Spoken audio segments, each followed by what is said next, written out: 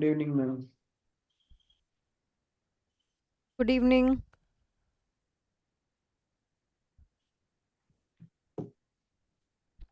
Okay, good evening. Good evening everyone. Good evening. Good evening Aman. Aman फिर शादी में गया हुआ है, तो इसीलिए वहाँ पे जाके माइक तो ऑन नहीं कर सकते। चलो कोई बात नहीं, मिठाई लेके आएगा शादी से। ओके, चलिए गाइज, आज वाइंड अप करते हैं चैप्टर नंबर 3 को, राइट। एंड आज इसको श्रद्धांजलि दे देते हैं। काफ़ी दिनों से ये बेचारा आईसीयू में पड़ा हुआ था, आज इसका वक्त आ गया, कहता मेरे को श्रद्धांजलि दे दो। तो आज हम इसको श्रद्धांजलि दे रहे हैं, आप इसको ख़त्म करते हैं, right. Good evening to everyone. चलिए, सो गाइज, मैं आपको बताती हूँ, there are total 5 chapters and right now हम चैप्टर नंबर 3 कर रहे थे, एंड 3 के अंदर हमने सब कुछ कर लिया है, just one topic is left मेरे हिसाब से, and rest we all have done. Today we are here to have the mind map, यानी कि हम हर चैप्टर को किससे करते हैं, माइंड मैप से करते हैं, है ना। तो माइंड मैप से आपको समझ में आ जाता है कि ये जो चैप्टर है इसको आपको सम अप कैसे करना है। तो मैं आपको चैप्टर का सम अप बताऊंगी, उसके बाद जो हमारे जो टॉपिक रिमेनिंग है वो मैं आपको कराऊंगी, ठीक है। तो सबसे पहले समझेंगे कि इस चैप्टर को मैंने कैसे बाइफरकेट किया है, मैं इसको कैसे माइंड मैप पर लेके आई हूँ। आपको याद होगा कि मैंने अप्रॉक्सीमेटली फर्स्ट 3 to 4 लेक्चर्स जो हैं वो बहुत अच्छे से थॉरली जो है लगाए थे, कुछ बहुत ही इम्पॉर्टेंट टॉपिक्स पे जिसमें कि बच्चे गलती कर देते हैं, जिसमें सबसे ज़्यादा केस स्टडी आती है और हर बार एग्जाम में एक क्वेश्चन देखा गया है, यानी कि वो 5 नंबर का सवाल जो कि आपको एग्जाम में देखने को ही मिलेगा, उस कैटेगरी से ही आया हुआ। इवन आरटीपी के अंदर जो हमने देखा, आरटीपी के अंदर भी उसी कैटेगरी में से ही सवाल था। तो वो कैटेगरी पे मैंने बहुत ज़्यादा प्रेशराइज़ दिया आपको और बहुत ज़्यादा कॉन्सेप्चुअल क्लैरिटी भी दी कि आपको कोई दिक्कत नहीं हो। तो वो जो बेटा कंटेंट है that is basically the 50% of your chapter. So as you can see in the mind map, I have already prepared it. You can see there are total 10 topics, okay, in this chapter. And in these 10 topics, अगर आप देखेंगे तो point number 6 onwards आपका वही topic शुरू हो जाता है जिसकी मैं अभी बात कर रही थी। पॉइंट नंबर 6, 7, 8, 9 एंड 10, यानी कि half of the chapter is constituting that content जिसके ऊपर मैं ज़्यादा फोकस कर रही हूँ। आपने भी एग्जाम टाइम पे क्या करना है, पहले इस चैप्टर का सेकंड पोर्शन जो है ना वो करना है। आई होप कि आपको समझ आए। अगर आप फर्स्ट पोर्शन लेके बैठ जाओगे तो आप उलझ जाओगे, बट अगर मैं आपको बोलूं साफ साफ कि पॉइंट नंबर 6, 7, 8, 9, 10 मिलाकर आपको 5 नंबर का सवाल मिलने ही वाला एग्जाम में, तो कौन ऐसा बेवकूफ होगा जो 1, 2, 3, 4, 5 जिसमें से ऑप्शनल है, आ भी सकता है नहीं भी आ सकता है, वो पहले पढ़ रहा है ना। तो हमारे को क्या चाहिए, हमारे को इंटेलिजेंस से काम करना है। हम एग्जाम के अंदर भी कैसे रिवाइज करेंगे, इस चैप्टर को लेके हमारी स्ट्रेटेजी कैसे रहेगी, we are gonna revise second half of the portion first and then we are gonna come to the first half of the portion. Now talking about the second half of the portion, ये हमारी strategies है जो किसने दी थी, Michael Porter ने दी थी। इनका नाम है माइकल पोर्टर जेनेरिक स्ट्रेटजीज। क्या कोई मुझे बता सकता है कि इनका नाम माइकल पोर्टर ने दिया है, इनका नाम जेनेरिक क्यों है, why they are known as generic? हर कोई लगा सकता है। They yes, are general. they are generally applicable to all the organizations, these are not specific, right? यानी कि इनका कोई कोटा नहीं है। तो जेनरिक मींस जनरल। तो हमारे पास है सबसे पहला टॉपिक आता है पॉइंट नंबर 6 में, इनका इंट्रोडक्शन। इंट्रोडक्शन में आपको कुछ नहीं लिखना होता है, आपको ये बताना होता है कि माइकल पोर्टर ने जेनरिक स्ट्रेटजीज दी हैं। जेनरिक मतलब जनरल, जनरल मतलब applicable to all. These are of 3 types. कौन कौन सी, जल्दी से बताओ? Cost leadership, differentiation and last is focus strategy, ठीक है। ओके, माइंड माय वर्ड्स बेटा, जो लास्ट वाली है बेस्ट कॉस्ट वो इसने नहीं दी है, ठीक है, याद रखिएगा, कभी गलती से धूपल से लिखा है आप। तो उसके बाद में अब आते हैं पॉइंट नंबर 7 पर। कॉस्ट लीडरशिप के अंदर अपने अपने ने क्या पढ़ा, introduction, achieving advantages and disadvantages. फिर हमने सेम डिफरेंशिएशन में पढ़ा, बट हमने बेसिस ऑफ डिफरेंशिएशन में पढ़ा कि हम 3 बेसिस पर जो है डिफरेंशिएट कर सकते हैं, पीओपी मैंने आपको क्लास में कराया। Then next is focus strategy. इसमें भी सेम वही बातें थी, बट फोकस के टाइप्स हो जाते थे, focus cost and focus differentiation. याद आया कुछ? और उसके बाद बाकी सारे पॉइंट तो सेम ही है, अचीविंग एडवांटेज एंड डिसएडवांटेज। और last is best cost provider strategy. Best cost का मतलब क्या है? प्राइस कैसा देंगे हम? प्राइस तो भैया हम कम ही देने वाले हैं, और हमें प्रोडक्ट कैसा चाहिए? Unique product premium. चाहिए, प्रीमियम। Very very good. हमारा फोकस इसमें किस पर रहता है? वैल्यू कॉन्शियस बायर्स पे रहता है। किस पे रहता है? Value conscious buyers. वैल्यू यानी कि utility to the customers. the consumers here are the value conscious consumer। और जबकि हम यहाँ पे बात करें तो कौन से consumers होते हैं? Price sensitive and relatively price insensitive. I hope कि आपको सेकेंड पार्ट में तो कोई डाउट नहीं है, कोई प्रॉब्लम नहीं है। तो second part of the chapter is highly easy and highly rememberable also. Done, give me a thumbs up. अब मैं बाकी के पार्ट्स पे आती हूँ फिर। Kindly give me a thumbs up everybody. हाथों को रजाइयों से बाहर निकालो। प्रणव देखो और मफलर मफलर पहन के आ गया, हमें और डर लग रहा है भाई, ठंड और आ गई है। चलिए ओके। अब देखो बेटा, अब हम देखते हैं बाकी का चैप्टर, यानी कि half of the chapter. Now in this half of the chapter ना, I believe there is one question which is in the amendment portion, that is a very first question, Mendeleev's matrix. Apart from that we have the next amendment, जो कि यहाँ पर आपको दिख रहा होगा, जो कि पॉइंट नंबर 2 के अंदर है। यहाँ पर आपको दिख रहा होगा पॉइंट नंबर 2 के अंदर फर्स्ट पॉइंट छोड़ के, स्ट्रेटेजिक ग्रुप मैपिंग को छोड़ के बाकी सारा अमेंडमेंट का ही पार्ट है। यानी कि second part is also the majority of the amendment. Then third is the repetitive question, यानी कि ओल्ड सिलेबस से ही है, फोर्थ भी ओल्ड सिलेबस से ही है, और फिफ्थ भी ओल्ड सिलेबस से ही है। बट अगर मैं इंपॉर्टेंस वाइज की बात करूं इन सारे मैट्रिक्स में से, तो पहला हमारा इंपॉर्टेंस जाता है अमेंडमेंट्स को, राइट। सेकेंड इंपॉर्टेंस जो जाता है बेटा, it goes to question number, sorry point number 5, sustainability of competitive advantage. ये क्वेश्चन काफी रिपीटेटिव क्वेश्चन है और एग्जाम में काफी बारी देखने को मिला है। इवन अगर मैं बोलूं तो न्यूमेरिकल जो आता है, जो एमसीक्यू आता है, सॉरी, वो भी इसी पे ही बेस्ड आ जाता है कभी ना कभी। So this is a very important question. तो मैं आपसे रिक्वेस्ट करूंगी कि जब आप कर ले ये वाला क्वेश्चन, तो उसके बाद आप सस्टेनेबिलिटी ऑफ कॉम्पिटिटिव एडवांटेज करें और पॉइंट नंबर 3 करें, यानी कि आपका पेपर नॉनदलेस इसी में से ही आ जाएगा। आई होप कि आपको समझ में आया होगा कि मैं आपको रिविजन का क्राइटेरिया बता रही हूँ कि कैसे आपको रिवाइज करना है दिस चैप्टर। क्लियर हो गया? ओके चलिए फटाफट से अब एक काम करते हैं, जो हम अपन ने इस चैप्टर में से कर लिया उसको मार्क करते रहते हैं, और जो अपन ने नहीं किया उसको फटाफट से कर लेते हैं। शुरू करें फिर? Okay, so the first is Mendeleev's matrix. Mendeleev's matrix किसने दिया था? बड़ा अजीबो गरीब सा नाम था, मुझे तो याद भी नहीं आ रहा, शायद ए एल से था। मेंडल, ऑब्रे मेंडल, आर्बोग्रे यस। कौन से साल में दिया था? 1991। 91। हाँ, जब मैम पैदा हुई थी तब दिया था, याद रखना 91। या फिर जब हमारी न्यू इकोनॉमिक पॉलिसी आई थी 91, कुछ ऐसा करके याद रखना, ठीक है? ओके, स्कैम हुआ था। स्कैम हाँ, मैं पैदा हुई स्कैम हो गया, ऐसे याद रख ले तू। ओके, सो मेंडलियन मैट्रिक्स के अंदर मेंडलियन ने क्या बोला? मेंडलियन ने बताया कि हमारी कंपनी के जो स्टेक होल्डर्स होते हैं, वो स्टेक होल्डर्स कंपनी के डिसीजन मेकिंग पे इम्पैक्ट डालते हैं डिपेंडिंग अपॉन देयर पावर्स। जिसकी जितनी पावर होगी उसका उतना ज्यादा इफेक्ट पड़ेगा डिसीजन मेकिंग पर। हमने जाना था कि अगर हमारे पास पापा होते हैं तो क्या होता है, पापा के पास हाई पावर होती है बट लेस ऑफ इंटरेस्ट होता है। अगर हमारी मम्मी होती है तो उनके पास हाई पावर और हाई इंटरेस्ट होता है, उनको हर चीज जाननी होती है, राइट। अगर हमारी गर्लफ्रेंड होती है तो वो क्या होती है, उसके पास पावर तो नहीं होती है, low power but high interest, right. और लास्ट कैटेगरी में हमारे सिबलिंग्स, यानी कि उनके पास पावर तो है but you know they are just in between these things, power के बेसिस पर भी और इंटरेस्ट के बेसिस पर भी, कि भैया ठीक है जिसको जो करना है कर ले, दैट्स इट। तो I have categorise this topic into 4 parts. Mendelow's ने बताया कि आप भी स्टेक होल्डर्स को डिवाइड करो इनटू 4 पार्ट्स। मैं आपसे क्वेश्चन पूछती हूँ, कंपनी का सीईओ कहाँ पर आप प्लेस करोगे? High second power high second interest.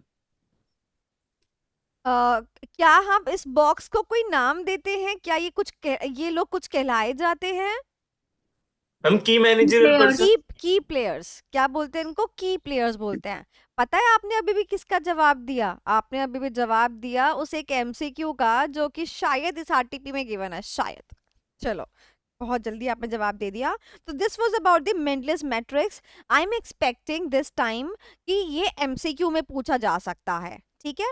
Now next question is, आप मुझे बताएंगे क्या मेंडली जो मैट्रिक्स है उसमें अगर हमने किसी को प्लेस कर दिया, लेट्स सपोज मैंने मेरे क्रेडिटर्स को कोई प्लेस कर दिया, मैंने मेरी गर्लफ्रेंड को कोई प्लेस कर दिया, तो क्या वो प्लेसमेंट फिक्स प्लेसमेंट है? क्या वो हिल नहीं सकती है? मिल सकती है मैम। And मिल सकती है। हिल Variable. सकती है, Dynamic वेरिएबल है, environment. डायनामिक इन्वायरमेंट है तो डायनामिक ही प्लेसमेंट है। सो क्या वो ऑर्गेनाइजेशन टू ऑर्गेनाइजेशन वेरी करती है?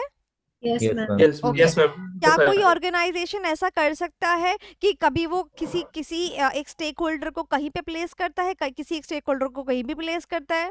Yes, ma'am. yes, yes ma'am. Ma'am. Okay, तो इतना ही कंटेंट हमको देना है। ओके, चलिए, बाकी मैंने आपको बताया ही है कि मैं आपको पीडीएफ दूंगी अपने आपके लेक्चर के बाद में, चैप्टर नंबर 3 का सारा कंटेंट उस पर मार्क हो जाएगा, ठीक है।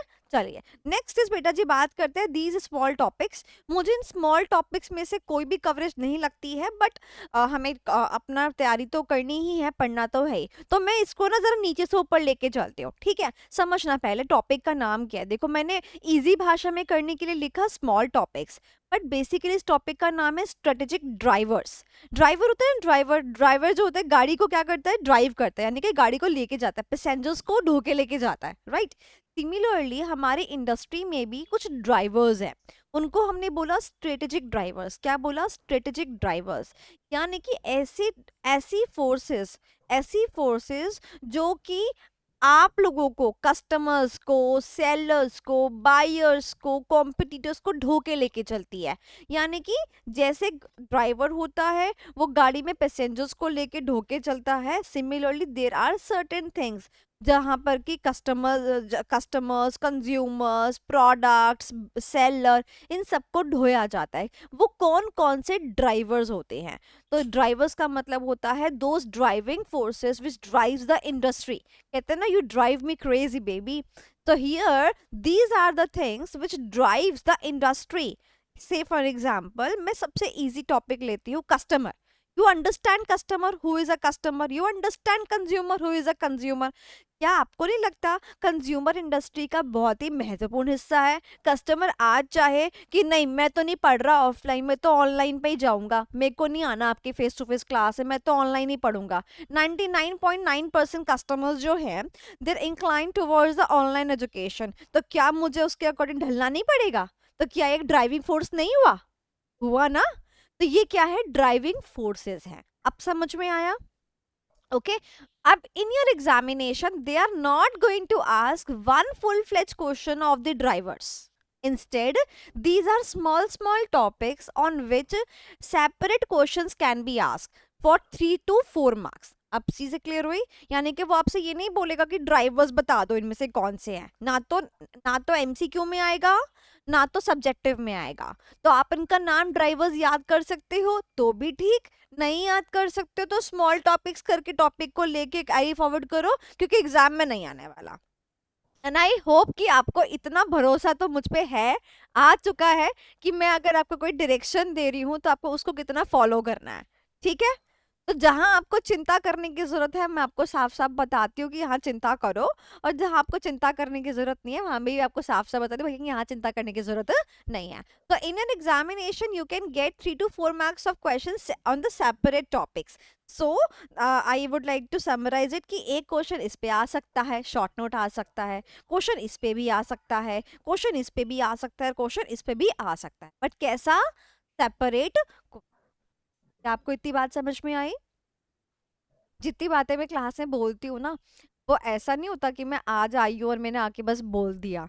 It is out of like, it is a conclusion जो कि मैं पूरा R&D करके समझ के, क्योंकि मेरे निकले हुए जो वर्ड्स हैं आप लोगों के लिए बहुत इंपॉर्टेंट है, राइट। कोई ऐसे बच्चे की तो स्टेटमेंट नहीं है ना कि मैं कल को चेंज कर लूंगी अपनी स्टेटमेंट, तो मैं भी बहुत सोच समझ के बोल, ठीक है। चलो चले आगे, अब एक एक करके टॉपिक पकड़े। चलो मुझे बताओ, सबसे आसान टॉपिक कौन सा? इन चारों में से एक आप करोगे, बाकी 3 मैं कराऊंगी। बताओ।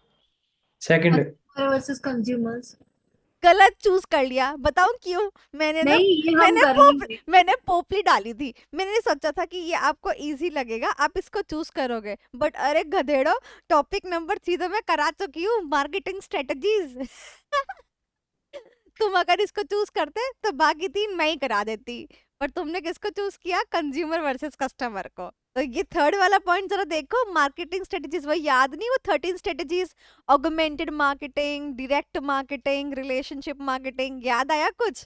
तो ये वही वही वाला पार्ट है, तो ये तो मैं करा चुकी हूँ ऑलरेडी। तो ये गूगली थी बेटा, तुम फंस गए उसके अंदर। किस किस बच्चे को टॉपिक अब याद आ गया कि हमने कर रखा है ये वाला? Please raise your hand.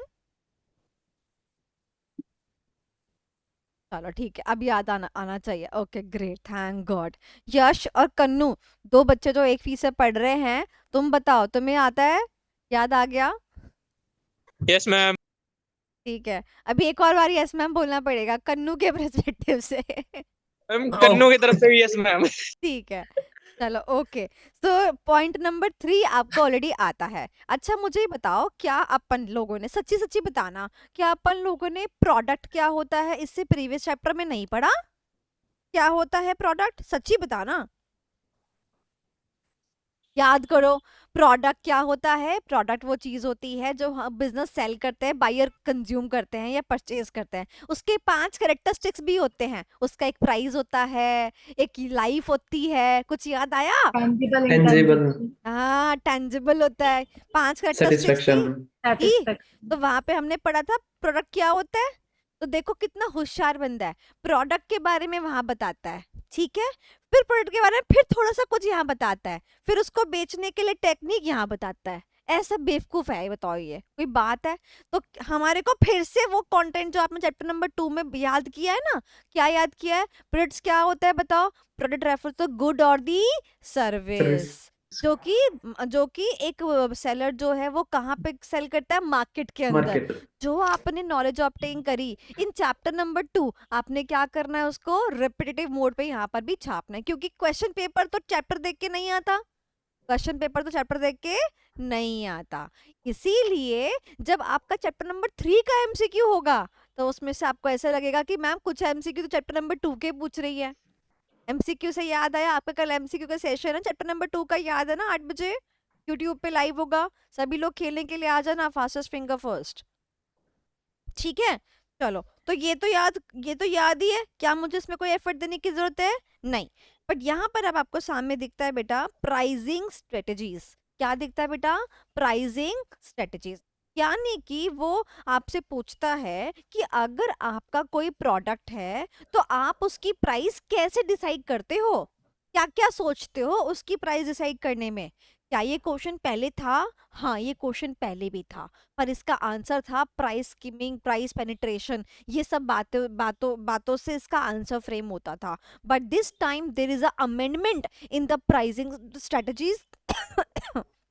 जो पॉइंट उन्होंने पहले इंक्लूड कर रखे थे, प्राइस स्कीमिंग, प्राइस पेनिट्रेशन, अब वो पॉइंटर्स नहीं है। तो we have to go through with the new material, तो we have to go through with the new pricing strategy. Is that clear? तो जो मैंने आपको अंडरलाइन किया, ये क्या है बेटा? ये पहले भी था सिलेबस में, अब भी है सिलेबस में, बट जो कंटेंट है, जो स्ट्रेटजी है बताई थी पहले, वो अब नहीं है, इन्होंने अभी नॉर्मल स्ट्रेटजी कर दी। क्या मैम आंसर पहले से डिफिकल्ट हो गया है या इजी हो गया है? आंसर पहले से इजी हो गया है। जितेंद्र कह रहे ये टॉपिक कब पढ़ाया था? बेटा मैं ये बता रही हूँ, ओल्ड सिलेबस से कंपैरिजन में आपके पास था चैप्टर नंबर 6, जिसमें थी first topic marketing strategies. Marketing strategies में 4 पीस आते थे। 4 पीस में पहला पी था प्रोडक्ट, दूसरा पी था प्राइस, फिर प्राइस को लेके अपन डिसाइड करते थे, स्ट्रेटजीज डिसाइड करते थे, ठीक है? और उसके बाद जो है बाकी सारे पीस आते थे। अभी इसके प्राइसिंग स्ट्रेटजी में क्या हो गया है? आंसर चेंज हो गया है। तो बस अगर आपने ओल्ड पढ़ रखा है तो ओल्ड मत पढ़ो, नया पढ़ लो, और अगर ओल्ड याद ही नहीं है तो बहुत अच्छी बात है, हम तो न्यू ही करके खुश है। क्या कहते हो प्रत्युष, बताओ? Yes. है ना? चलो तो मैं बताती हूँ नंबर,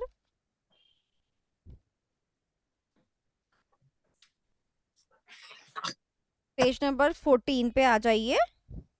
ये देखिए, देखो यहाँ पर गिवन है बेटा ये, for a new product, I hope the screen is visible to you guys. ध्यान रखिएगा ये क्वेश्चन की लाइनें बहुत इंपॉर्टेंट है, एज इट इज पेपर में आ सकती हैं, पहले भी देखा गया है कि एज इट इज आती है। जैसे कि आपका एक आरटीपी वाला क्वेश्चन था, four specific areas, as it is line उठ के आती है। Limitation of strategic management, as it is line उठ के आती है।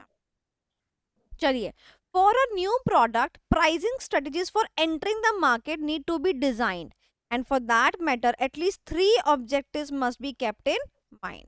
ठीक है, उसने बोला कि आपको ये 3 बातों का ध्यान रखना है प्राइसिंग, प्राइसिंग लगाते हुए, प्राइस जब आप फिक्स कर रहे हो। सबसे पहला क्या बोला, कस्टमर सेंट्रिक अप्रोच होनी चाहिए वाइल मेकिंग द प्रोडक्ट। यानी कि जब आप प्रोडक्ट बना रहे हो तो उसकी प्राइसिंग को लेके कस्टमर की अप्रोच क्या है, उसके हिसाब से क्या आपको लगता है वो आप रखो, यानी कस्टमर के बारे में सोचो। सेकंड, आप अपने रिटर्न्स के बारे में सोचो, मार्जिन तो होना चाहिए ना आपको, अदरवाइज अगर आपके पास जरा सा भी मार्जिन नहीं तो आप लॉन्ग रन में सरवाइव नहीं कर पाओगे। बहुत ही सिंपल सी बात बोली है, क्या बोला, कॉस्ट प्लस मार्जिन, जो कि अगर नहीं भी बोलता तो हमारे पास इतनी बुद्धि तो है कि हम ये प्राइस तो इतना तो रखेंगे रखेंगे। और थर्ड क्या है बेटा, इंक्रीजिंग मार्केट शेयर, यानी कि आप ऐसा प्राइस रखो जिससे धीरे धीरे करके आपका मार्केट शेयर जो है वो इंक्रीज कर जाए, that should be your pricing. तो बहुत सिंपल कर दिया उसने, बट पहले वाले से डिफरेंट आंसर है। पहला क्या बोला उसने, क्या होना चाहिए हमारे को कस्टमर सेंट्रिक अप्रोच रखनी चाहिए। सेकंड क्या बोला उसने, कॉस्ट प्लस मार्जिन होना चाहिए। और थर्ड, आपकी स्ट्रेटजी कैसी होनी चाहिए जिससे मार्केट शेयर हमारा इंक्रीज होता चले। मुझे सच्ची सच्ची बताओ, आप लोग जितने सारे स्टूडेंट्स आप पढ़ रहे हो, आपको क्या लगता है कि क्या मेरा मार्केट शेयर इंक्रीज हुआ है? क्या वो प्राइस फैक्टर भी एक फैक्टर है उसमें से? Definitely yes. I hope now you got the point. तो सबसे पहले customer oriented, secondly cost plus margin, ये नॉमिनल जो एक बिजनेसमैन होता है वो भी सोचता है। और थर्ड क्या हो गया बेटा, मार्केट शेयर। अब मैं बोलती हूँ इस पे बेटा ऑब्जेक्टिव भी आ सकता है, ठीक है, क्योंकि ये नया कंटेंट है, इस पे ऑब्जेक्टिव भी देखने को मिल सकता है। और आप जो है इसको ऑब्जेक्टिव में कैसे समझोगे, केस बेस्ड ऑब्जेक्टिव आते हैं ना, जो आपका अनसीन पैसेज सा आता है, इतना बड़ा सा जो आता है, ठीक है। आपको मैं बता दूं कि अब आपके जो टेस्ट आगे होने वाले हैं ठीक है, उसमें आपको वो अनसीन पैसेजेस भी दिखने वाले हैं, ठीक है, तो आपका टेस्ट का लेवल भी इंक्रीज होने वाला है। है। तो जैसे आपको वो अनसीन पैसेज वाले बेस पे एमसीक्यू आते हैं ना, उसमें शायद ये देखने को आपको मिल सकता है। और वो आपको पूछ सकता है कि बताओ इसने कौन से फैक्टर्स को यूज कर लिया, या कौन सा फैक्टर रह गया। जैसे मान लो मैंने बोला कि मैंने एक ऐसा प्राइस डिसाइड किया जो कस्टमर ओरिएंटेड था, प्लस मेरे को कॉस्ट प्लस मार्जिन आ रही थी, बट मैं जो हूँ मैंने ये नहीं बताया कि मार्केट शेयर जो है मेरा इंक्रीज हो रहा है डिक्रीज हो रहा है, मैं साइलेंट हो गई। फिर क्वेश्चन पूछेगा बताओ कि कौन सा फैक्टर था जिसके बारे में मैंने नहीं बताया, that factor would be the market share. Okay, so this can be the MCQ, expected MCQ in the examination. I hope I am done with this. Aman, unseen passages बहुत इजी होते हैं, हाँ बेटा बहुत अच्छी बात है, अगर आपको इजी लगते हैं I am very very happy. और अनसीन पैसेजेस हो या अनसीन अनसीन लोग हो, अच्छे तो लगते ही हैं। अनसीन लोग भी, जैसे हम शादी में जाते हैं, हमें ऐसे फेसेस देखने को मिलते हैं जो हमें कभी देखा नहीं है, तो हमें अच्छा तो लगता ही है, we feel good from inside. Unseen ma'am लोग, इस टॉपिक में अपने तरफ से 1-2 पॉइंट जोड़ सकते हैं। देखो मैं तो इसमें मना करूंगी आपको, क्योंकि देखो यहाँ पर अमेंडमेंट है, तो मैं मना करूंगी, ठीक है, ओके। मैम फर्स्ट पॉइंट का मतलब purchasing power. Customer centric approach का मतलब ये है कि जैसे मान लो मुझे बताओ कि कस्टमर आपका प्रोडक्ट तभी तो खरीदेगा ना जब वो उसकी नीड्स को फुलफिल करेगा, है ना। मान लो मैं एक बैच लॉन्च कर देती हूँ एग्जाम्पल 999 के अंदर, ठीक है, और बैच लॉन्च करती हूँ जिसमें कि मैं जो हूँ आपको स्ट्रेटेजिक मैनेजमेंट एग्जाम के पॉइंट ऑफ व्यू से नहीं, मैं इंडस्ट्री पॉइंट ऑफ व्यू से पढ़ा रही हूँ, ठीक है। तो अब मुझे बताओ, मेरे को आपको क्या लगता है, क्या ये कस्टमर सेंट्रिक अप्रोच है? कस्टमर की नीड को फुलफिल करता हुआ बैच चाहिए। अरे भाई वहां पे जैसे ऑडिट में केपीएमजी का एक्सपीरियंस थोड़ी पूछेंगे, पर लोग फिर भी पढ़ते हैं। तो वही वाली बात है। अब अगर मान लो मैं आपको एग्जाम्पल अच्छे दे सकती हूँ, आई हैव अ कीन नॉलेज ऑन दैट, मैं रिलायंस का एग्जाम्पल आपको दे सकती हूँ, मैं आपको बिग बाजार क्यों शट ऑफ हुआ उसका एग्जाम्पल दे सकती हूँ। मैंने इस पे केस स्टडी सबमिट करी थी जब बिग बाजार बंद हुआ था। मैं आपको एग्जाम्पल दे सकती हूँ, मैं आपको क्यों नहीं देती, क्यों नहीं देती। मैं आपको सिर्फ स्टडी मेट तक की लिमिट क्यों रखती हूँ, क्योंकि जो कॉपी चेक करने वाला है ना, उसको भी उतना ही पता है, उसको उतना ही ज्ञान है, उसको भी उतना ही आता है, वो वैसे ही ऐसे ऐसे ऐसे ऐसे ऐसे ऐसे कर। तो जहाँ पे जो नीड है बच्चों की, उसको देखते हुए हमें क्या करना है, अपना प्रोडक्ट को रखना है। ओके। अब I have seen many students enrolling बहुत सारी जगह जहाँ पर कि इंडस्ट्री ओरिएंटेड क्लासेस होती हैं, ठीक है, होनी चाहिए।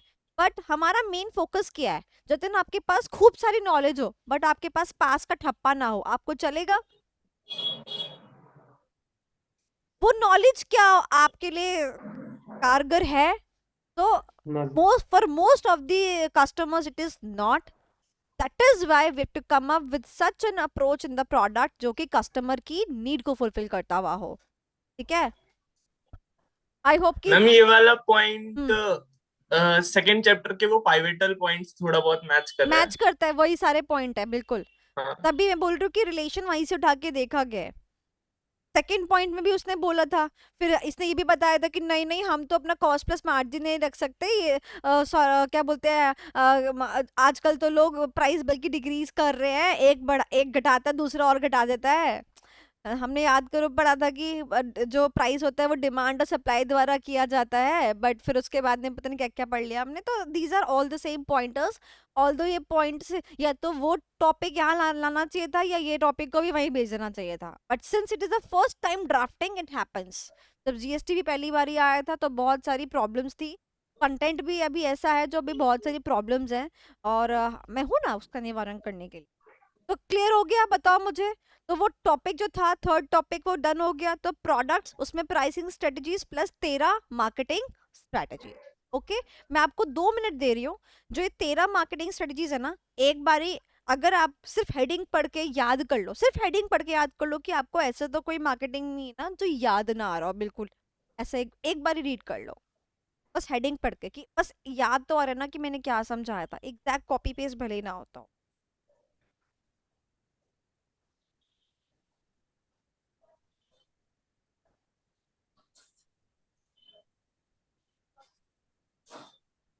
सोशल याद आ गया? सैंपल दो। बेटी बेटी बचाओ बचाओ। Beti Padhao, augmented, innovations There के is an साथ addiction. डायरेक्ट, Direct home आप तो shopping. Home shopping, good. Relationship,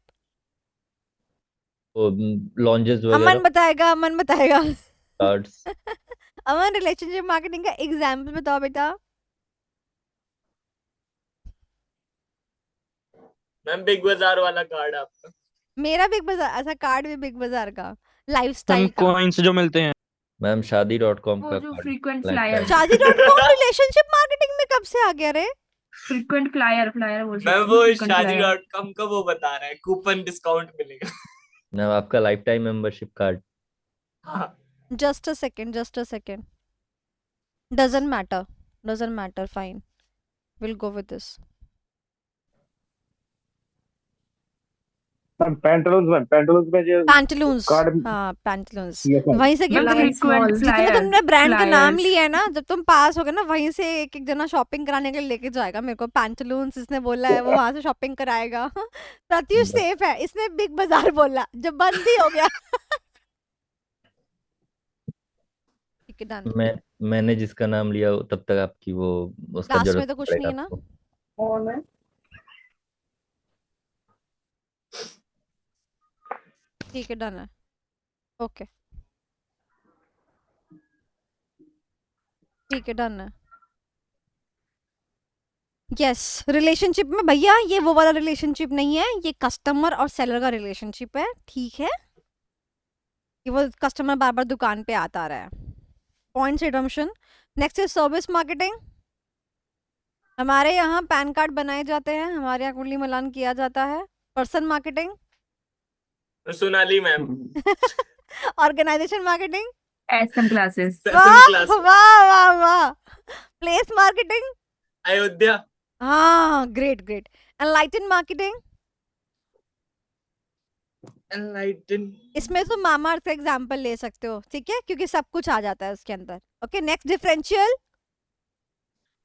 ma'am life boy और लक्स। HUL HUL HUL का HUL। सिंक्रो, मैम इसमें वो वाला था। AC और ये सब डिस्काउंटेड प्राइस पर, ठीक है। Yes, ma'am. Concentrated, Jaguar, T marketing, wow का। शिफ्टिंग हम वाव का। Shifting, right, shifting. चलो ओके, Words अब of आते हैं अपने नेक्स्ट टॉपिक पर। तो देखो ये वापस से माइंड मैप पे आ गई, तो आपने एक टॉपिक कवर कर लिया ये वाला, ठीक है। चलो अब नेक्स्ट टॉपिक इस पे आ जाओ, चैनल पर सबसे इजी अमेंडमेंट जो कि अभी तक की उसमें आई है, सबसे इजी अमेंडमेंट। और मैं आपको बेट करती हूँ कि आप अपने किसी भी फ्रेंड से पूछ लेना, वो इस टॉपिक को रट के जाएगा और मैं आपको ऐसे इजी तरीके से वो टॉपिक करा दूंगी कि आप कहोगे भगवान जी प्लीज प्लीज प्लीज मुझे ये टॉपिक एग्जाम में दे देना, it is such an easy topic. तो करें शुरू इस इजी टॉपिक को। चलो ध्यान से समझना मेरी बात, बहुत इजी है, फर्स्ट शॉट में समझ में आने वाला टॉपिक है बेटा ये। चलो अच्छा मुझे बताओ, क्या आपने सुना है चैनल? चैनल क्या होता है? खाली वर्ड मुझे मीनिंग बताओ, चैनल क्या होता है? मैम एक रास्ता। रास्ता, ओह वेरी गुड, रास्ता।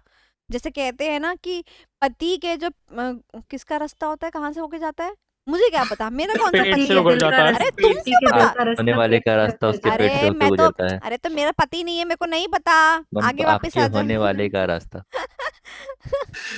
मैंने पति चलो कहाँ बोला। हम okay, corridors. Oh my God, channels. तो ध्यान से मेरी बात सुनना, देखो हमारे पास ना एक तरीके से मैं आपको पहले एक बेस समझाती हूँ। देखो पहले क्या होगा, एक जो है प्रोडक्ट डेवलप होगा, अग्री करते हो? पहले एक प्रोडक्ट जो होगा वो क्या होगा, डेवलप होगा, फिर वो प्रोडक्ट सोल्ड आउट होगा और फिर उसकी क्या दी जाएगी, आफ्टर सेल सर्विस। बोलो हाँ कि ना, यही होता है। पहले एक प्रोडक्ट डेवलप होगा, फिर उसको सेल आउट किया जाएगा, उसको बेचा जाएगा, फिर हम क्या देंगे उसकी आफ्टर सेल सर्विसेज। यानी हमारे 3 चैनल हो गए बेटा, प्रोडक्ट चैनल, सोल्ड आउट का सेल्स चैनल और सर्विसिंग का सर्विस चैनल। ब्रीफ में समझे? अगर मैं आपको अभी बोल दूं, जितने भी सारे बच्चे यहाँ बैठे हुए हैं, मैं आपको अभी बोल दूं, क्या आप इस बात को समझ नहीं सकते, लिख नहीं सकते? प्रोडक्ट चैनल क्या होता है? जैसे कि मान लो मेरा प्रोडक्ट है एग्जाम्पल आटा, तो मुझे क्या करना पड़ेगा, गेहूं वाले जो लोग गेहूं उगाते हैं उनसे गेहूं लेके फिर मैं होलसेलर के पास जाऊंगी, ठीक है। मान लो मैं ही होलसेलर हूं तो मैं लेके आऊंगी एग्जाम्पल मैन्युफैक्चरर के पास से, और उसके बाद में क्या होगा, उस गेहूं का आटा बनेगा, फिर आटे से ब्ला ब्ला ब्ला, सॉरी आटे की फिर बड़ी बड़ी जो ना इतनी बड़ी बड़ी चीज वो बनती है क्विंटल्स में, फिर उनको छोटे पैकेट से बनाया जाएगा। ये पूरा क्या है, एक प्रोसेस है, यानी कि पूरा क्या है, एक चैनल है। फिर बेचने का भी पूरा चैनल बनेगा। जैसे मान लो मैंने एक प्रोडक्ट बना दिया, ये मेरा ये रहा सोनाली आटा, ये बना दिया मैंने। अब ये आटा बनाने के बाद में इतना खुश हुआ जितने सोनाली आटा सुन के, जैसे मतलब सोनाली का ट्रैक्टर तूने सुना ही नहीं है। सोनाली का ट्रैक्टर हो सकता, सोनाली का आटा नहीं हो सकता। हाँ, सोनाली का मोमोज भी हो जाएगा। तो वो आटा जो है अब मुझे कहाँ तक पहुंचाना होगा, कस्टमर से पहुंचाना होगा। क्या मैं वो जो एक चैनल ऑफ डिस्ट्रीब्यूशन है, क्या मैं वो यूज नहीं करूंगी? बोलो हाँ कि ना, लोगों तक पहुंचाऊंगी। और फिर उसके बाद क्या मैं कोई आफ्टर सेल सर्विस, अगर उसमें जरूरत लगती है तो क्या मैं कोई चीज नहीं दूंगी? मैं दूंगी, डेफिनेटली दूंगी। अगर मान लो मैं आटे की जगह में AC बनाती हूँ, सोनाली इलेक्ट्रॉनिक्स, तो पहले मैंने बनाया प्रोडक्ट चैनल, फिर बेचने का सेल्स चैनल, और फिर आफ्टर सेल सर्विस का सर्विस चैनल। अब आपने देखा होगा कि जब आप AC वगैरह चीजें ले लेते हैं तो ना, आपने ले लिया, वो आपको बोलते हैं अरे आप घर पहुंचो, अरे ये हम आपको डिलीवर करा रहे हैं।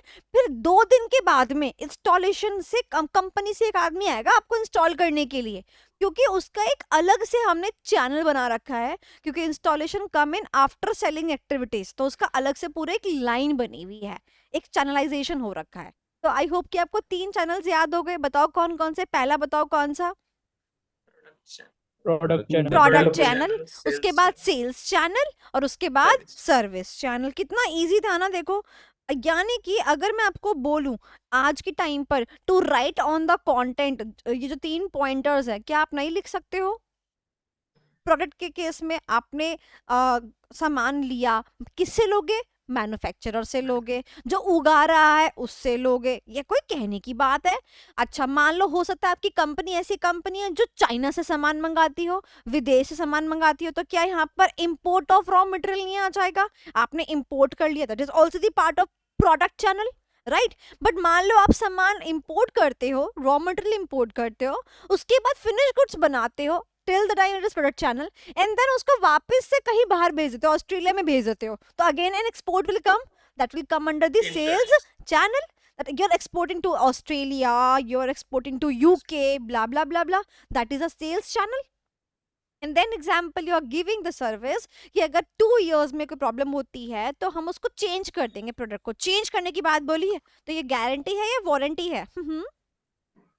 हम guarantee Guarantee. guarantee. Yes, it is a guarantee. So if I'm giving 2 years guarantee, that means that is after sale service, right? So इसका भी तो पूरा चैनल होगा। ऐसा थोड़ी ना है कि मतलब कि आज उसने बोला कि आज मेरा ये एसी नहीं चल रहा है, इसको एक्सचेंज करो, गारंटी के अंदर है ये। तो भाई 4 लोग जाएंगे, पहले कंप्लेन सुनेंगे, कंप्लेन सुनने वाला एक पर्सन बैठा होगा, फिर उसके बाद में उसकी इन्वेस्टिगेशन होगी, सही है कि नहीं है, पता लगे ऐसे लोग बैठे हुए हैं जो ऐसी बेफजूल में कंप्लेन डाल दिए हैं। आई होप कि आपको समझ आ रही है सारी चीजें।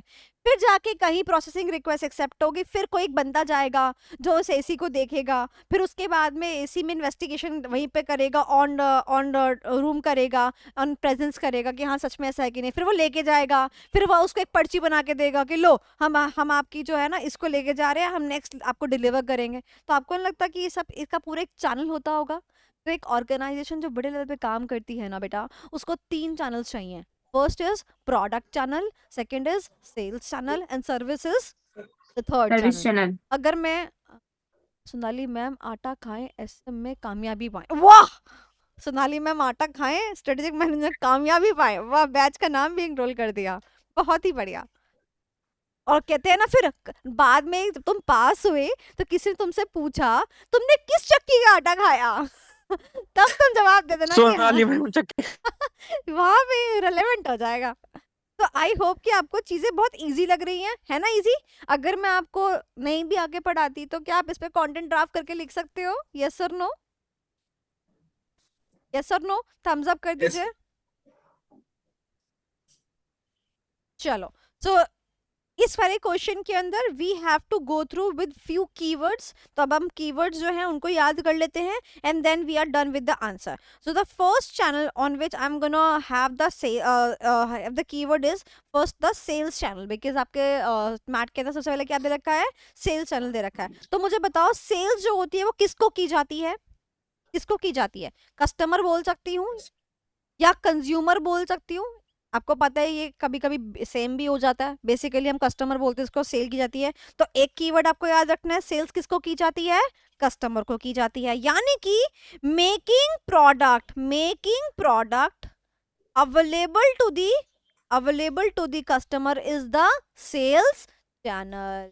बोलो यस और नो? It can pass through many intermediaries बहुत सारे हो सकते हैं। यस और नो? इंटरमीडियरीज क्या होते हैं? जिसके थ्रू सामान जो होता है वो कहाँ तक पहुंचता है? कस्टमर तक पहुंचता। क्या कोई नई बात सीखी? कोई नई बात नहीं सीखी। क्या ये आपको आता था पहले से? आपको पहले से आता था। Easy simple. तो सेल्स चैनल हो गया, 2 कीवर्ड याद हो गए। कौन कौन से कीवर्ड थे? Customer, consumer and making the product available to them is the sales channel. Any doubt Kajal? इसमें मार्केटिंग और डिस्ट्रीब्यूशन आ जाएगा। दोबारा बोलना जतिन। इसमें मार्केटिंग और डिस्ट्रीब्यूशन आ जाएगा। आपको क्या लगता है? Second. Sales and marketing they always go together, hand in hand, always go together. Marketing, अगर मैं आपको समझा रही हूँ, marketing and sales they always go hand together. Okay, marketing and distribution, marketing, sales and distribution, yes, they all go hand in hand. Say for example, मैं अगर बोलूँ in a broader aspect we take accountancy and financial management together, है ना? तो ऐसा ही इनका भी role होता है। अब मार्केटिंग एंड सेल्स का कहने को अलग अलग डिपार्टमेंट्स भी हो सकते हैं, बट कहने को साथ में चलते हैं मेजर ऑफ द टाइम्स। ठीक है, चलें आगे। अब नेक्स्ट, जैसे हमने सेल्स के लिए याद रखा एक नाम, दैट वाज द कस्टमर। यहाँ पर बेटा हम याद रखेंगे क्योंकि हम प्रोडक्ट पे आ रहे हैं, तो हमें नाम याद रखना पड़ेगा बेटा, द वर्ड इज प्रोड्यूसर। क्या याद रखना पड़ेगा? प्रोड्यूसर। यहाँ पर हम क्या याद रख रहे थे बेटा? कस्टमर। यहाँ पर हम क्या याद रखेंगे बेटा? प्रोड्यूसर। यानी कि ultimately that is the whole channel which is talking about the production of the product, isn't it? तो we have to learn the keyword which is producer. Yes और नो? बोलो हाँ कि ना। एंड अगेन बोलो हाँ कि ना। Again we will have those intermediaries with which the product, the raw material will be available to us and we will be converting it into a finished goods. So again the word intermediary will come, and यहाँ पर क्या आएगा? making raw material or inputs available for finished goods, क्या आपको ये नहीं पता है? बिल्कुल पता है। तो जो आपको मैं कीवर्ड याद करा रही हूँ उसी से सारे पॉइंटर्स बन जाएंगे। यहाँ तक याद हो गया? डन। चले आगे। Now next is after sale services और you can say the service channel. अगर मुझे आप बताना यहाँ पर कस्टमर है, यहाँ पे प्रोड्यूसर है, तो यहाँ पर कौन होगा?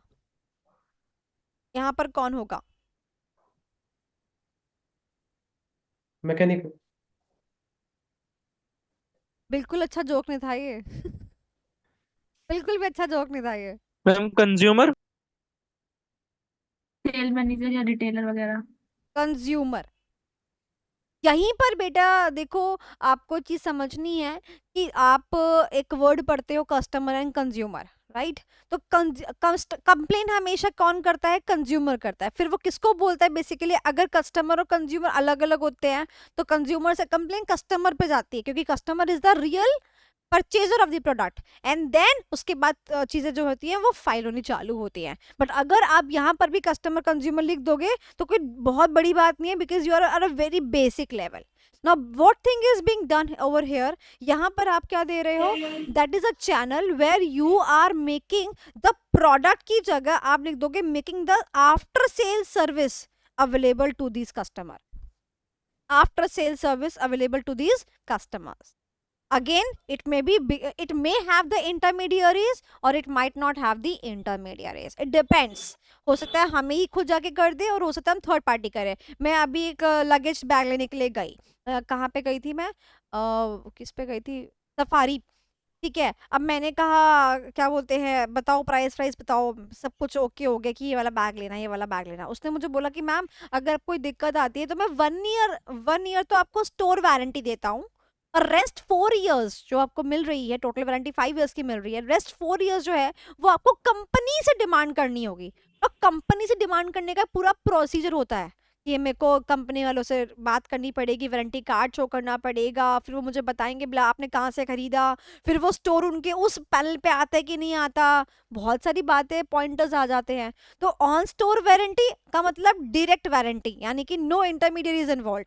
और जबकि अगर मैं बोलूँ कंपनी वारंटी, यानी कि so many intermediaries involve. It may be our intermediaries, it may be their intermediaries, company as a whole. Clear हो गया? डन हो गया? आई बिलीव आपको इसकी वो समझ में आ गया। इंटरमीडियरीज तीनों के लिए कॉमन हो गया। यहाँ प्रोड्यूसर है, यहाँ दोनों ही कॉमन हो गया। यहाँ पर प्रोडक्ट है, यहाँ पर आफ्टर सेल सर्विसेज है। आफ्टर सेल सर्विस का एग्जांपल लिख सकते हो, इंस्टॉलेशन, रिपेयरिंग, सब लिख सकते हो, कोई दिक्कत? अगर मैंने एक एक्वागार्ड लगाया, एक्वागार्ड मंगाया, एक्वागार्ड मंगाने के लिए मेरे को क्या चाहिए होगा? आफ्टर सेल सर्विस के अंदर इंस्टॉलेशन चाहिए होगा। अगर मेरी उसकी वारंटी है 2 साल की और उसके जो अंदर के पुर्जे हैं वो ठीक करने हैं या फिर अंदर के पुर्जे चेंज करने हैं, तो किस चैनल के थ्रू गो थ्रू करेगा? सर्विस डिपार्टमेंट में। Service channel. ठीक है। Next question. अगर मैं एक कंपनी हूँ, मैं जो हूँ क्या बोलते हैं, जो ये लोग होते हैं ना, जो मुजफ्फरनगर के आसपास गुड़ की काफ़ी फैक्ट्रियाँ हैं। मुजफ्फरनगर मिड हाईवे पे काफ़ी गुड़ की फैक्ट्रियाँ हैं। गन्ना वगैरह, खूब गन्ना यूज़ किया जाता है for making of sugar and the intermediaries and other products. मैं इनसे सामान लेकर जो है ना अपना एक प्रोडक्ट बनाती हूँ विच इज़ गुड़ चक्की। अगर आपने खाया, गुड़ की चक्की बनती है, मैं बनाती हूँ। ठीक है, तो मेरे पूरा एक चैनल है, तो बता सकते हो किसमें वो फॉल करता है? Product product channel. ठीक है, तो ऐसे करके ऐसे एमसीक्यू भी आ सकता है, वो आपको बता सकता है कि ऐसे ऐसे कंपनी है, बताना किस में फॉल करेगा। ये सारे हाई लेवल के ओके मैम। एमसीक्यूज है, इससे हायर कुछ नहीं आने वाला। Done done done done. Yes ma'am. Okay. Yes, एक, बस एक क्वेश्चन और पूछ लेती हूँ। हम्म एक कंपनी है, से फॉर एग्जांपल वो टॉयज बनाती है, ठीक है। अब वो कंपनी जो है वो चाहती है कि उसकी खूब बढ़िया सेल हो, खूब ज्यादा मार्केट शेयर हो, ठीक है। तो वो उस बंदे ने एक स्ट्रेटेजिक मैनेजर से बात करी। तो स्ट्रेटेजिक मैनेजर ने बताया कि आपको जो है अपने चैनलाइजेशन पे काम करना चाहिए। तो उसने बोला भाई ये चैनलाइजेशन क्या है, तो उसने बोला कि आपको जो है ये 3 चैनलाइजेशन है, प्रोडक्ट, सेल और सर्विस, इन पे काम करना चाहिए। अब वो जो बंदा था, टॉय मेकर वाला बंदा था, जो टॉय बेच रहा था, वो बंदा वापस अपनी कंपनी में आता है और कहता है चलो ठीक है, मुझे समझ में आ गया कि 3 टाइप के चैनल होते हैं, तो मैं किसी एक पे फोकस कर लेता हूँ, तो फिर मेरी मार्केट शेयर बढ़ जाएगी। तो आपको क्या लगता है कि जो टॉय वाली कंपनी है, क्या इसने सही सोचा है या गलत सोचा है? हम गलत सोचा है, इंटरलिंक्ड है तीनों। तो क्या एक चैनल पे फोकस करने से काम चल जाएगा या तीनों पे फोकस करना पड़ेगा? तीनों पर पे फोकस करना तीनों पड़ेगा। पे फोकस करना पड़ेगा। तो if company wants to grow big, then it has to focus on all 3 channels rather than just focusing on one channel. If they're focusing on only one channel, what will happen? Their market share, their growth will not increase that much, because they have to have the intermediaries in every channel. They have to have the channelization proper in these 3 areas. So this is an example which is given in your study mat also. Done? Simple easy. तो मुझे बताओ, क्या ये topic yes ma'am. बहुत difficult था? No ma'am. Done ना। अब उनसे पूछना जिन्होंने ये नहीं करा है। तो we are done with products also, we are done with channels also. Now the next is customer versus consumer. ये टॉपिक खुद कर लोगे, तुमने कहा था, तुमने कहा था ना, मैम ऐसे काजल मत ने कहा करो। था, हमने नहीं कहा। तुमने कहा था टॉपिक खुद करोगे। मैं नहीं, ऐसे ये कोई बात नहीं होती, मैं नहीं खेल रही फिर। मैंने हाँ। क्लास भी ज्वाइन नहीं करी तब तक तो। तो शालिनी ने कहा था। हाँ शालिनी ने कहा होगा। चलो एक काम करो कि आप लोग जो है इसके बारे में, ये एक डब्बा दे रखा है, इस डब्बे को पढ़ना, और अगर आपको लगता है कि डब्बा तभी हम आपको, करके देख लेंगे, नहीं समझ आया कुछ चीज तो पूछ लेंगे आपसे। अरे नहीं कुछ है, इस टॉपिक में पूछोगे तो तुम बेकार हो। हैं? अगर इस टॉपिक में मैम तुमने पूछा ना, तो तुम सच में मैम फिर बेकार हो। भी आप पढ़ाओ। हाँ हम बेकार हैं, हम कबूल करते हैं कि हम बेकार हैं, आप पढ़ाओ। तुम ये डब्बा पढ़ लो, अगर डब्बा समझ में आता है तो बस यही है इस टॉपिक का क्रक्स, इसी को तुमने करना है। Simple clarification yet extremely important.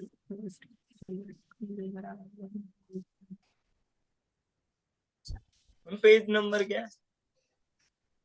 12। मेरी तो ये ब्लर देख, ब्लर हो रहा है। इधर देख प्रत्युष, स्क्रीन पे देखिए, यहाँ पे जहाँ माउस का दिख रहा है, ये देख ऐसे करके मालूम पड़ जाता है कि कौन सा page number left hand side पे, और यहाँ पर भी नीचे बदल जाता है, देखो 12 और 48।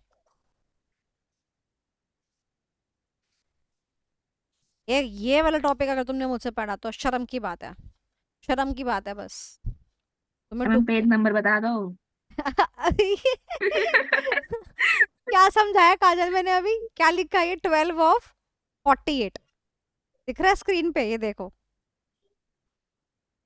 ये देखो, अरे दिख रहा है यहाँ पर, ये यहाँ पर भी दिख रहा होगा, ये देखो, ये अरे स्क्रीन ही ब्लर आ रही है मैम मेरे उसमें, इस पेज चक्कर नंबर में। मिल गया अच्छा मिल गया आंखों मैम। का चश्मा इसका बढ़ गया, 0.82। ये बोल रही है। अच्छा मिल अच्छा, अब गया ठीक मिल है। गया मिल नहीं गया। ठीक है, मैं समझ गई, वो उसकी आंखों के चश्मे का नंबर बढ़ गया, 1 से 2 ढाई हो यस गया होगा। मैम। बहुत बढ़िया है हम चलिए। आंखों का चश्मा बढ़ गया। धनंजय कह रहे हैं सबको म्यूट कर दो। ठीक है धनंजय, भी करती हूँ, रुको, सही कह रहे हो तुम, कर दिया मैंने सबको mute। बहुत बोल रहे थे। धनंजय अब तुम ही बोलना खाली बस। जितेंद्र कह रहे हैं नहीं आ रहा समझ। मैम मुझे भी नहीं आ रहा, एकदम नहीं आ रहा, बिल्कुल भी नहीं। तुम और मफलर पहन के बैठो। अरे पढ़ने दो यार। पढ़ो ना, तो तुमको क्या बोल रहे हैं हम लोग कुछ।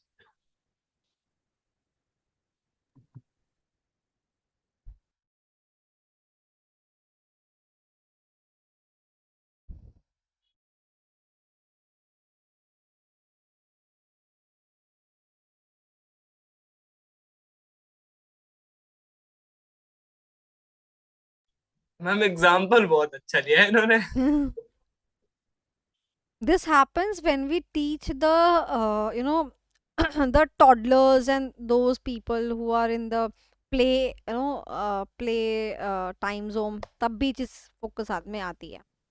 बस क्योंकि जितेंद्र को समझ नहीं आ रहा तो मेरे को समझाना पड़ेगा। बेटे दो चीजें हैं, कस्टमर और कंज्यूमर। कस्टमर वो होता है जो सामान खरीदता है, कंज्यूमर वो होता है जो अल्टीमेटली गुड को कंज्यूम करता है। जैसे कि अगर मैं आपको बोलूं तो घर में अगर चाय पत्ती है तो शायद पापा लेके आते होंगे या मम्मी ऑनलाइन ऑर्डर करती होंगी, तो जिसने खरीदा that is a customer, but ultimately चाय पीते सब है, यानी consumption is by all the people. अच्छा, नेक्स्ट इज क्या कस्टमर और कंज्यूमर कभी सेम भी होता है? बिल्कुल। अगर वो कस्टमर जो कि सामान खरीद रहा है वही इंसान अगर कंज्यूम भी कर ले, जैसे कि पापा ने चाय पत्ती लेके आए और पापा भी चाय पिए उसी चाय पत्ती की, तो दैट और हम भी इज, पिए। और हम भी पिए, हाँ, तो इन दैट केस पापा is the customer as well as the consumer. No they are talking about the marketing domain, marketing area. तो क्या कहता है मार्केटिंग में? हम कहते हैं ना कि भैया देखो हमारे को किससे मतलब है।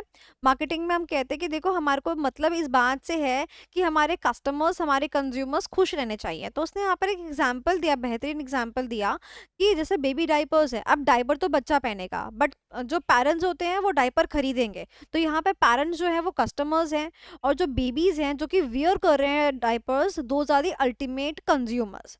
तो ये कह रहे हैं कि अगर आपका प्रोडक्ट कंज्यूमर्स को पसंद नहीं आया तो अल्टीमेटली कस्टमर भी वो बाय नहीं करेगा।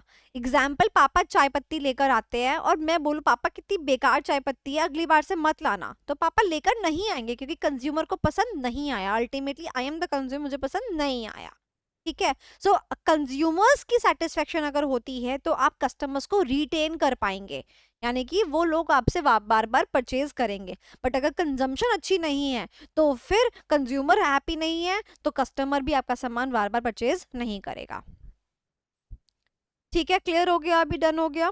तो we are done with this topic also. बताओ, ये टॉपिक के बारे में तो इजी है, बस इतना एक पैराग्राफ ही याद करना है आपको, ये समझना है, याद क्या करना है तो हो ही गया होगा। इस पर तो पूरा पेज लिख दो आप बखान पे, है ना। चलो, बीकॉम में लिखा है। अब बस वही है। पता है ये क्वेश्चन कैसे आएंगे? ये क्वेश्चंस आएंगे जैसे एमसीक्यू के ऊपर आ गए, या जैसे 5 नंबर में एक है कोई सवाल और उसको 5 नंबर का सवाल है, अब उसको 4 नंबर का, 4 नंबर के लायक तो एक सवाल मिल गया, मान लो उसको लिमिटेशन पूछनी है सिर्फ 4 नंबर में, ठीक है, 1 नंबर के लिए पूछना है उसको कुछ, तो उसने डाल दिया difference between customer and consumer. तो ये क्वेश्चंस तब काम आते हैं, फुद्दे फुद्दे से क्वेश्चंस, पर ये क्वेश्चंस मार्क्स अच्छे दे जाते हैं अगर आपको अच्छे से समझ में आए, क्योंकि जिसकी वेटेज कम होती है ना, अगर आपको डायरेक्ट आंसर बढ़िया से आता है तो आप आंसर फुल लिख के आओगे और अच्छे मार्क्स मिलते हैं। ओके, चलिए अब बात करते हैं बेटा last topic which is strategic group mapping. Strategic group mapping, any student जिसने कि लास्ट ईयर का पेपर दिया था, जो last attempt I would say नवंबर 23 का पेपर दिया था, एनी स्टूडेंट, क्या ये क्वेश्चन उसके अंदर आया था?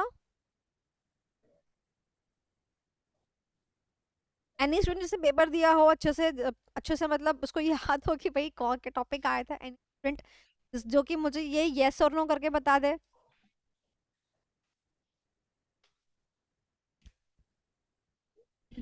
शाश्वत, शालिनी ने मना कर दिया है। शालिनी ने मना किया कि क्वेश्चन नहीं आया। मैम पूछ रही है तो आया ही होगा फिर तो। ओके, सो ये क्वेश्चन उनमें से एक क्वेश्चन में से एक है जो कि 24 में ना मई में आएगा ना नवंबर में आएगा, ठीक है, बट फिर भी करवाना तो है ही। ओके, चलो आओ करें स्ट्रेटेजिक ग्रुप मैपिंग। ठीक है, समझते हैं। पहले इसलिए बता दिया मैंने कि कई बच्चे ऐसे होते हैं जो अपनी बुद्धि में उतना ही रखते हैं जो आने वाला होता है, तो ठीक है, बेसिक्स तो ले उठा ही सकते हो, है ना। चलो बेसिक उठाते हैं, करें शुरू। So the topic is in relation to understanding the industry, okay, and products of the competitors. So let us say for example, क्या हमारे पास गाड़ी की इंडस्ट्री है? Definitely, गाड़ी की इंडस्ट्री में क्या हमारे पास बहुत सारे ब्रांड्स हैं? Yes, we have so many brands. Now, before going down to the example, let me make you people understand about this terminology, which is a strategic group. अब ध्यान से समझना मेरी बात। मैंने आपसे पूछा कि क्या हमारे पास गाड़ी को लेके, कार्स को लेके बहुत सारे ब्रांड्स हैं? आपने कहा हाँ मैम ब्रांड्स हैं, बिल्कुल हैं। और हर ब्रांड की अपनी एक प्राइसिंग है, अपनी वेरिएंट्स है, यानी कि बहुत सारी वैरायटी है, इजंट इट। अब मान लो मुझे क्या करना है बेटा, मुझे एनालिसिस करना है किसका, कॉम्पिटिटर का, ठीक है। आपको याद होगा कि आपने एक टॉपिक पढ़ा था, competitor landscape which requires the competitor intelligence. Intelligence. याद हो गया प्रत्युष को, ये लाइन चेप के आएगा प्रत्युष।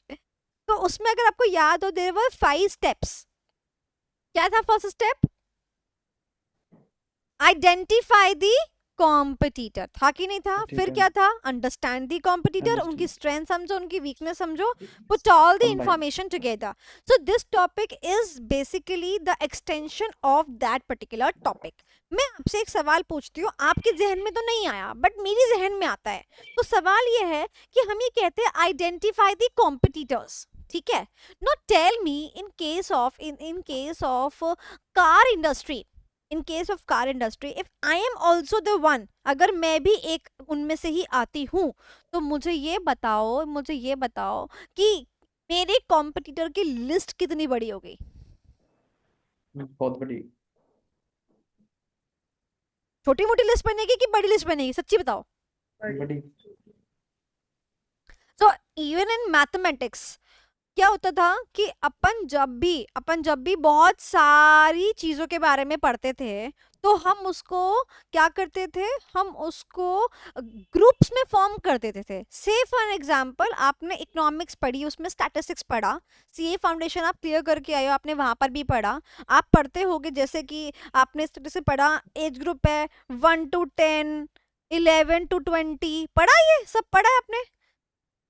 आप इसको क्लास इंटरवल्स बोलते होंगे शायद, पढ़ा है ऐसा कुछ? Yes ma'am. ऐसा अपन क्यों करते थे? फिर साइड में फ्रीक्वेंसी लिख देते थे। हम एक एक क्यों नहीं लिखते थे? हम ये वाली क्लासेस कंटिन्यूअस सीरीज बोलते थे इसको, हम क्यों करते थे?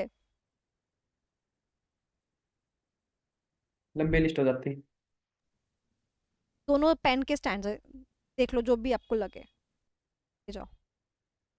हाँ, जैसे आप बचपन में नॉर्मल सीरीज पढ़ते थे, फिर आपने डिस्क्रीट सीरीज पढ़ी, फिर आपने कॉन्टिन्यूअस सीरीज पढ़ी। ये क्यों सीरीज फ्रेम करते थे बताओ? लिस्ट लंबी हो जाती। क्योंकि लिस्ट लंबी हो जाती, तो हमने कंटिन्यूअस सीरीज को यूज किया, यानी कि हमने बैचेस बना दिए। अग्री करते हो इस बात से? तो ये बैचेस बनाने को मैं क्या बोल सकती हूँ कि हमने ग्रुप बना दिया कि 1 to 10 वाला एक ग्रुप हो गया, 11 to 20 वाला एक ग्रुप हो गया, राइट और not? Similarly in our industry also बेटा, हम क्या बना रहे हैं, गाड़ियों की अगर मैं बात करूँ तो इतनी लंबी चौड़ी क्या हो जाएगी, लिस्ट हो जाएगी। तो मैं क्या बना रही हूँ, ग्रुप बना रही हूँ। क्या बना रही हूँ, ग्रुप बना रही हूँ। अब ग्रुप कैसे बनेंगे उनको समझो। मैं क्या बना रही हूँ, ग्रुप बना रही हूँ, समझना। ग्रुप के आगे एक वर्ड लिखा है बेटा, स्ट्रैटेजिक। क्या वर्ड लिखा है, स्ट्रैटेजिक। तो मैं ग्रुप किस बेसिस पे बना रही हूँ, very important to hear this. ऐसे ग्रुप, जब मैं ग्रुप बना रही होंगी, ये ग्रुप है, मैं इसमें लोग डाल रही हूँ, कंपनियां डाल रही हूँ बेटा, कि एक ग्रुप बना रही हूँ।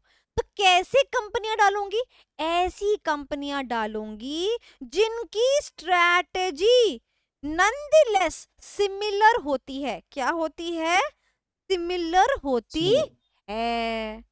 बात समझ आई? अब जैसे एग्जाम्पल क्लासेस की बात करूं, तो हमारे पास बड़े बड़े लेवल की क्लासेस भी हैं, एजुकेशन प्लेटफॉर्म्स भी हैं, उनकी स्ट्रेटजी अलग होती होगी। हमारे जैसे भी हैं, फुट्टू फुट्टू से छोटे छोटे से, हमारी वाली अलग होती होंगी। तो वो क्या कह रहे हैं, जिनकी फुट्टू फुट्टू वाली स्ट्रेटजी है ना, छोटे छोटे वाले सबको ग्रुप मिला के एक रख दो, क्योंकि इनकी क्या है, सिमिलर स्ट्रेटजी है। और इस ग्रुप को क्या कहते हैं हम, क्या कहते हैं, स्ट्रेटेजिक ग्रुप। क्या कहते हैं, स्ट्रेटेजिक ग्रुप। क्या आपको इतनी बात समझ आई? तो स्ट्रेटेजिक ग्रुप क्या है बेटा, it is the combination of those players in the industry. I mark my words, players in the industry, players in the industry. ऐसा नहीं है कि मैं गाड़ियों की लिस्ट बना रही थी और मैं एडिडास लिख दूं इसके अंदर, समझ रहे हो? इंडस्ट्री का मतलब होता है एक चीज की इंडस्ट्री। फुटवेयर है तो फुटवेयर की इंडस्ट्री, कॉस्मेटिक है तो कॉस्मेटिक की इंडस्ट्री, गाड़ी है तो गाड़ी की इंडस्ट्री, बाइक्स है तो बाइक की इंडस्ट्री, एजुकेशन है तो एजुकेशन की industry. I hope it is clear. So it refers to the combination of players in the industry who are having the similar strategy. The word is similar. The word is similar. बात समझ में आई? तो बताओ, define strategic group. Strategic group क्या होता है, बताओ जल्दी से।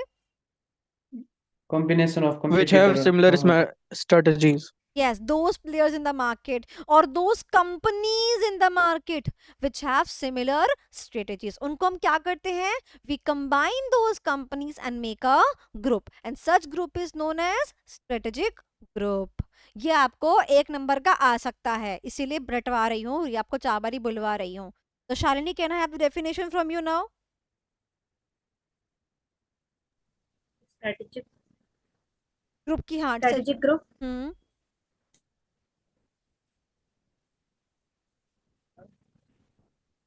डेफिनेशन। हाँ, मतलब ट्राई करो, क्या बनाओगे, क्या डिराइव करोगे?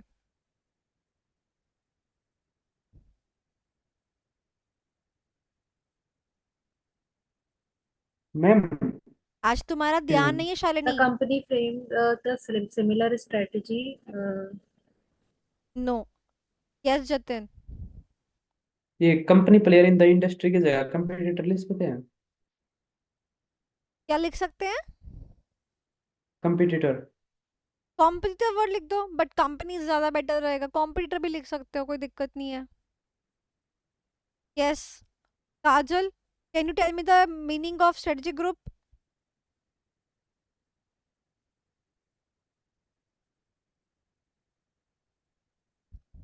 What do you mean by strategic group?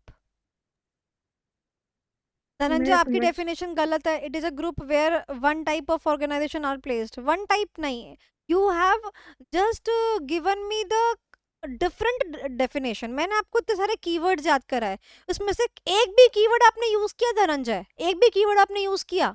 ना आपने इंडस्ट्री यूज किया, ना आपने प्लेयर्स यूज किया, ना आपने कंपनीज यूज किया, ना आपने सिमिलर स्ट्रेटजी यूज किया। आपने कुछ यूज नहीं किया। मैं बहुत सारी कॉपीज देख चुकी हूँ। बच्चा मुझे कहता है मैंने सब लिखा, मार्क्स नहीं आया। अब ये लिखा कहाँ? मैंने आपको कीवर्ड सारे याद कराए हैं, कहाँ आपने मुझे बोली डेफिनेशन? यस स्वस्थ। Companies having similar strategies called is known as strategy group. Form strategy group. ये बोल सकते गलत। उन सारी कंपनीज को मैम हम एक जगह ग्रुप करते हैं, उसका एक ग्रुप बनाते हैं लिटरली। हाँ, दैट तो इज मैम तो द इसको स्ट्रेटेजिक ऐसे ग्रुप। बोल सकते हैं, a group of companies having similar strategies. Strategies, yes. Ma'am actually in the same industry. industries are having grouped into various segments. Pratyush, yes. Yes, ma'am. Is this wrong? No, it's right. So strategic group refers to the group of players or the companies who are having the similar strategies in the industry. Pratyush, keyword समझो। Industry आपका रह गया, industry लिखा आपने नहीं लिखा। अगर आप इंडस्ट्री नहीं लिखते हो, उसका मतलब क्या है कि मैं क्या बोलते हैं, जूते वाले के साथ गाड़ी वाला घुसा दूं? तुम समझो इस बात को कि तुम क्या लिख रहे हो। अगर तुम इनकम्प्लीट लिखोगे तो मार्क्स भी इनकम्प्लीट ही मिलेंगे ना। मैंने आपको इतने अच्छे से समझाया कि समझ नहीं आया? डिफिकल्ट था क्या टॉपिक? सच्ची बताओ, डिफिकल्ट मैम था क्या टॉपिक? मैम सेगमेंट भी लिख सकते हैं मैम। सेगमेंट वो इंडस्ट्री का सेगमेंट सेगमेंट। भी लिख सकते हैं, but segment of the industry लिखोगे, खाली वर्ड सेगमेंट नहीं आएगा। Segment is always used with the ma'am that is what I am telling ma'am, हाँ। The segment wise grouping of the industry. Second industry. Ma'am strategic group अगर is a group of companies in which company having similar strategies. फिर industry word गायब हो गया Shalini. Ma'am ma'am अगर company की जगह competitor लिख दिया तो वो तो इंडस्ट्री के अंदर ही होगा। क्यों? कंपटीटर तभी है। अच्छा, मैं आपको बताती हूँ, सुनना। मैं आपको आज आपका भूत उतारती हूँ, सुनना ध्यान से, इसको ध्यान से समझना। आपके पास ना क्या नाम है, आपसे पूछती हूँ जतिन, आपके पास एग्जाम्पल 20,000 रुपीज है, ठीक है? आपके पास 2 ऑप्शंस है। एक ऑप्शन तो ये है कि आप जो है पहला ऑप्शन जाके एक ट्रिप मार के आ सकते हो, घूमी घूमी करके आ सकते हो, ठीक है? It will give benefit to the tour and travel industry, isn't it? You will be the customer to them, right? Second is कि आप जो है, हो सकता है कि 20,000 रुपये आपके पास हैं, आप जो है कहे कि नहीं, मेरे को जो है ट्रैवल टूरिज्म से कोई मतलब नहीं है, मैं तो एक काम करता हूँ, मैं तो भाई घूमने घामने की जगह मैं ये पैसे एफडी में लगा देता हूँ, बैंकिंग इंडस्ट्री। ये तो हर चीज कंपटीशन हो गया फिर तो हर तभी चीज का कह हर रही हूँ किसी के साथ। स्ट्रेटेजिक मैनेजमेंट को लाइटली मत लेना, तभी कह रही हूँ मैं कीवर्ड्स पे फोकस क्यों करती हूँ आप लोगों के साथ में, इसलिए फोकस करती हूँ कि आप लोग इस बात को समझे। आप स्ट्रेटेजिक मैनेजमेंट को जितना नहीं जानते हैं ना, मेरी दिन रात सुबह शाम इसी से गुजरती है बेटा। आपको मेरे सवाल से समझ में आया मैं क्या कहना चाहती हूँ? वही 20,000 रुपए के लिए सबने फाइट कर दी नहीं कर दी है? आपका 20,000 रुपए के लिए आप उसके लिए भी कस्टमर बन गए, और आप इधर वाली बैंकिंग इंडस्ट्री के लिए भी कस्टमर बन गए भाई। तो SM is very wide. I don't want कि आप वहां राइड लो, आप बस इस बात को समझो जितना मैं आपको समझा रही हूँ कि स्ट्रेटेजिक ग्रुप का मतलब क्या है। स्ट्रेटेजिक ग्रुप का मतलब ये है कि हम एक ग्रुप बनाते हैं। कैसा ग्रुप बनाते हैं? हम उसमें प्लेस करते हैं उन कंपनीज को जिनकी सिमिलर क्या होती है, स्ट्रेटजीज होती हैं। और वो कंपनी जो होती है वो कैसी होती है? These are the players of the same industry. अब बात समझ में आई? Okay Vishnukant, I am checking. Players in the industry having similar strategies are putting up together in one group. Yes, Vishnukant, your definition is okay now. अब बात समझ में आ गई? जतिन के तो तोते उड़ के जतिन कह रहा ये क्या हुआ मेरे साथ। पूरी महाभारत पढ़ने के बाद क्या बोलते थे उसको, पूरी रामायण पढ़ने के बाद सीता किसका बाप था, कुछ समथिंग लाइक दैट, बच्चे बहुत मीम बनाते थे। वही हो गया जतिन के साथ। तो जतिन जैसे सुनना ध्यान से, देखो क्या है ना कि जो टैक्स का फैकल्टी होता है ना वो टैक्स में महारती होता है, समझ रहे हो? जो अकाउंट्स का फैकल्टी होता है वो अकाउंट से महारती होता है। हम मैनेजमेंट के फैकल्टी है, थ्योरी के फैकल्टी है। जो मेरा वहां का लेवल है ना, वहां का लेवल वो बहुत उम्दा है, ठीक है? तो आप एक चीज सोचते हो, मैं इसको क्रक्स में करके लाके देती हूँ तो आप वो चीज सोच पाते हो। तो we have to stick to the study material, ठीक है? क्लियर हो गया जतिन? अभी कोई डाउट है मन में? अब एग्जाम्पल जो मैंने तेरे को दिया वो बस तेरे को एग्जाम्पल के लिए था, अब भूल जा, ठीक है? भूल जाओ अब इसको, अपना पढ़ाई पे ध्यान भूल दे। गया। जो स्टडी मैट में गिवन है उस पे ध्यान दे। तूने कौन सा मेरी तरह पढ़ाना है? पढ़ाना तूने मेरी तरह? हाँ। और पढ़ाना तो कोई ये देखेंगे। सब्जेक्ट मिला है पढ़ाने के लिए, और दूसरा सब्जेक्ट ले लियो। तो क्या कर रहा है तेरे को इतना समझ के? छोड़। आप तो न्यू एंट्री पे बैरियर लगा रही हो। Ma'am playing on the safer side. Pranav, right right right. भाई पिछले साल की बात है, हाँ पिछले साल 2023 में बच्ची थी भाई, ऑडिट पढ़ ली मुझसे है। उसके बाद भाई मैं देखूं सारी चीजें करती थी, प्रॉपरली नोटिंग करती थी, नोट्स वोट्स सब बनाती थी। मेरे को ना थोड़ा शक सा हुआ। मैंने कहा तुम्हारा क्या मतलब, तुम क्या सोचती हो आगे? कह रही कुछ नहीं मैडम, अच्छा बेस बन जाता है तो आगे के लिए अच्छा रहता है। मैंने कहा बेटा ये तो 4-5 साल में ये तो निकल आएगी। तो मैंने उसको बोला एक काम करियो, चल ठीक है कोई बात नहीं, तेरा ऑडिट में इंटरेस्ट है, चल ठीक है मैं तुझे हेल्प कर दूंगी। तू अपने जब लॉन्च वॉन्च करेगी मेरे को भी साथ में ले लियो, ठीक है? अपन दोनों मिल बैठ के खाया करेंगे। देखो किसी को रोक तो सकते नहीं है, और न्यू एंट्रेंट से बैरियर लगाना भी ना मेरे हिसाब से तो वैसा नहीं लगाना चाहिए, although it is this is also a strategy, जब हटा ना सको तो साथ मिला लो। अमालगमेशंस आदि स्ट्रेटजीज। मैम आप ही ने कहा था कोलैबोरेशन का जमाना है। कोलैब का जमाना है। अलायंस। हाँ जतिन ने आज मुझे एक फोटो भी भेजी अलायंस की। बट देखो पता है मेरे पास तो ये आया था कि मतलब कुछ और होएगा, चलो बाद में डिस्कस करेंगे कोई बात। तो अभी स्ट्रेटेजिक ग्रुप समझ में आया। अब मैं स्ट्रेटेजिक ग्रुप मैपिंग नहीं बता रही तुम लोगों को, क्योंकि ग्रुप ही इतनी मुश्किल से समझ में आया, तो मैपिंग तो क्या ही बताऊं मैं तुम लोगों को, छोड़ो भाड़ में जान दो। ये समझ में आ गया? जल्दी बताओ। Yes ma'am. स्ट्रेटेजिक ग्रुप समझ में आ गया? मैपिंग करा दूं? हम करा दीजिए। मैपिंग करा दूं? Yes ma'am. करा दूं? चलो ठीक है। मैम आज मूड नहीं लग रहा किसी का पढ़ने का। हाँ मुझे भी ऐसा लगता है, मतलब आज क्या MWF नहीं है तो ऐसा लग रहा है किसी का मन ही नहीं है भाई। चलो जब भूख बहुत लगी ही है। इजी लगेगा, देखो कैसे करना है मैं तुम्हें बताती हूँ।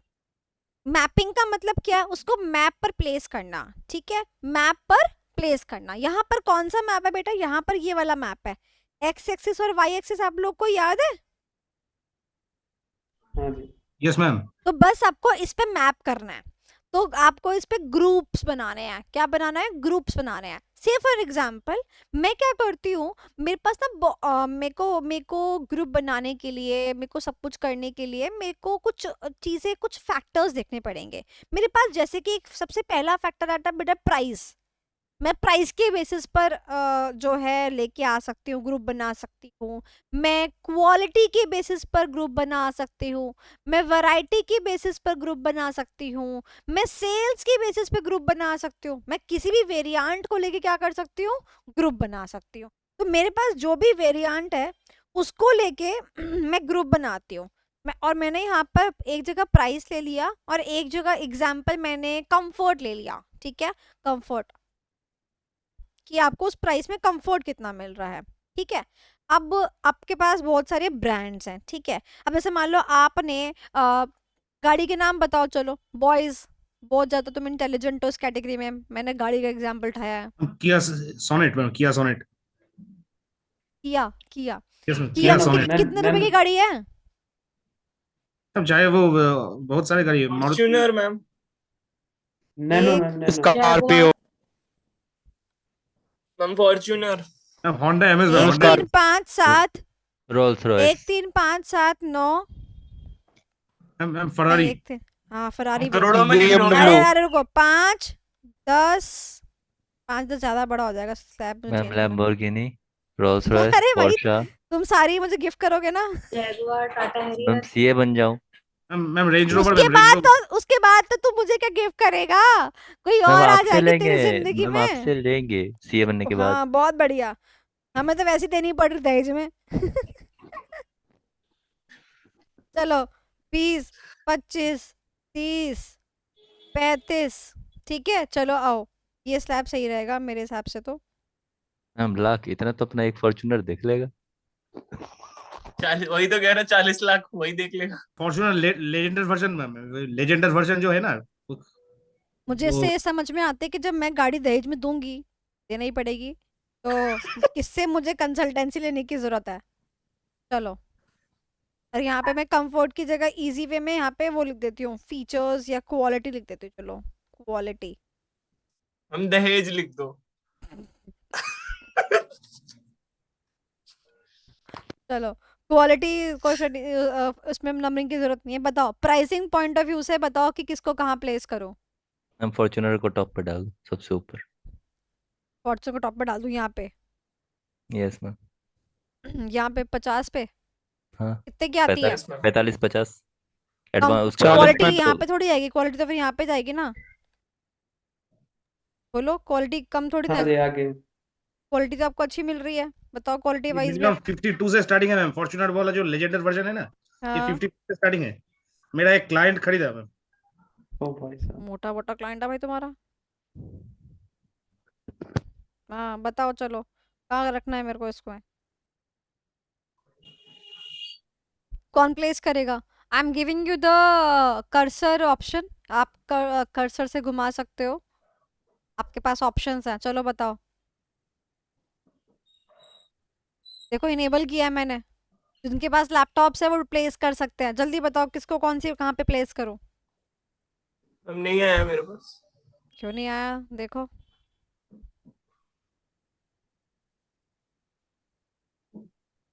अब देखो,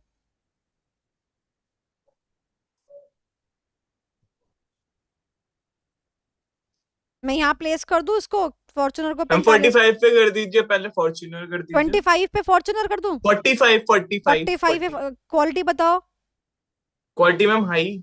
इतनी हाई की BMW से भी ज़्यादा आगे? मैम नो और इतना फिर भी नहीं। बताओ ना, यहाँ कर देती हूँ। ओके, और हाँ यहाँ पे ये कौन सी है गाड़ी? फॉर्च्यूनर, ठीक है। फॉर्च्यूनर। और बताओ, ऑल्टो टाटा 800 नैनो लिखते हैं ऑल्टो मलयारंजन। नैनो यहाँ लिखो, ऑल्टो नैनो ऑल्टो 800 इसके साथ में नैनो। हाँ आगे, बेसिक मॉडल आ जाता है, ठीक है। वरना मैम बेसिक मॉडल के बेसिस पे मैं यहाँ पे फॉर्च्यूनर यहाँ मैम डाल रही लैंड हूँ। रोवर।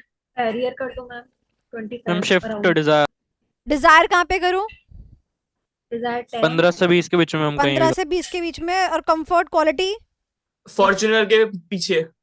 यहाँ पे हाँ ma'am. Swift Dzire, ma'am okay. Land और रोवर। कहाँ पे करूँ रेंज रोवर?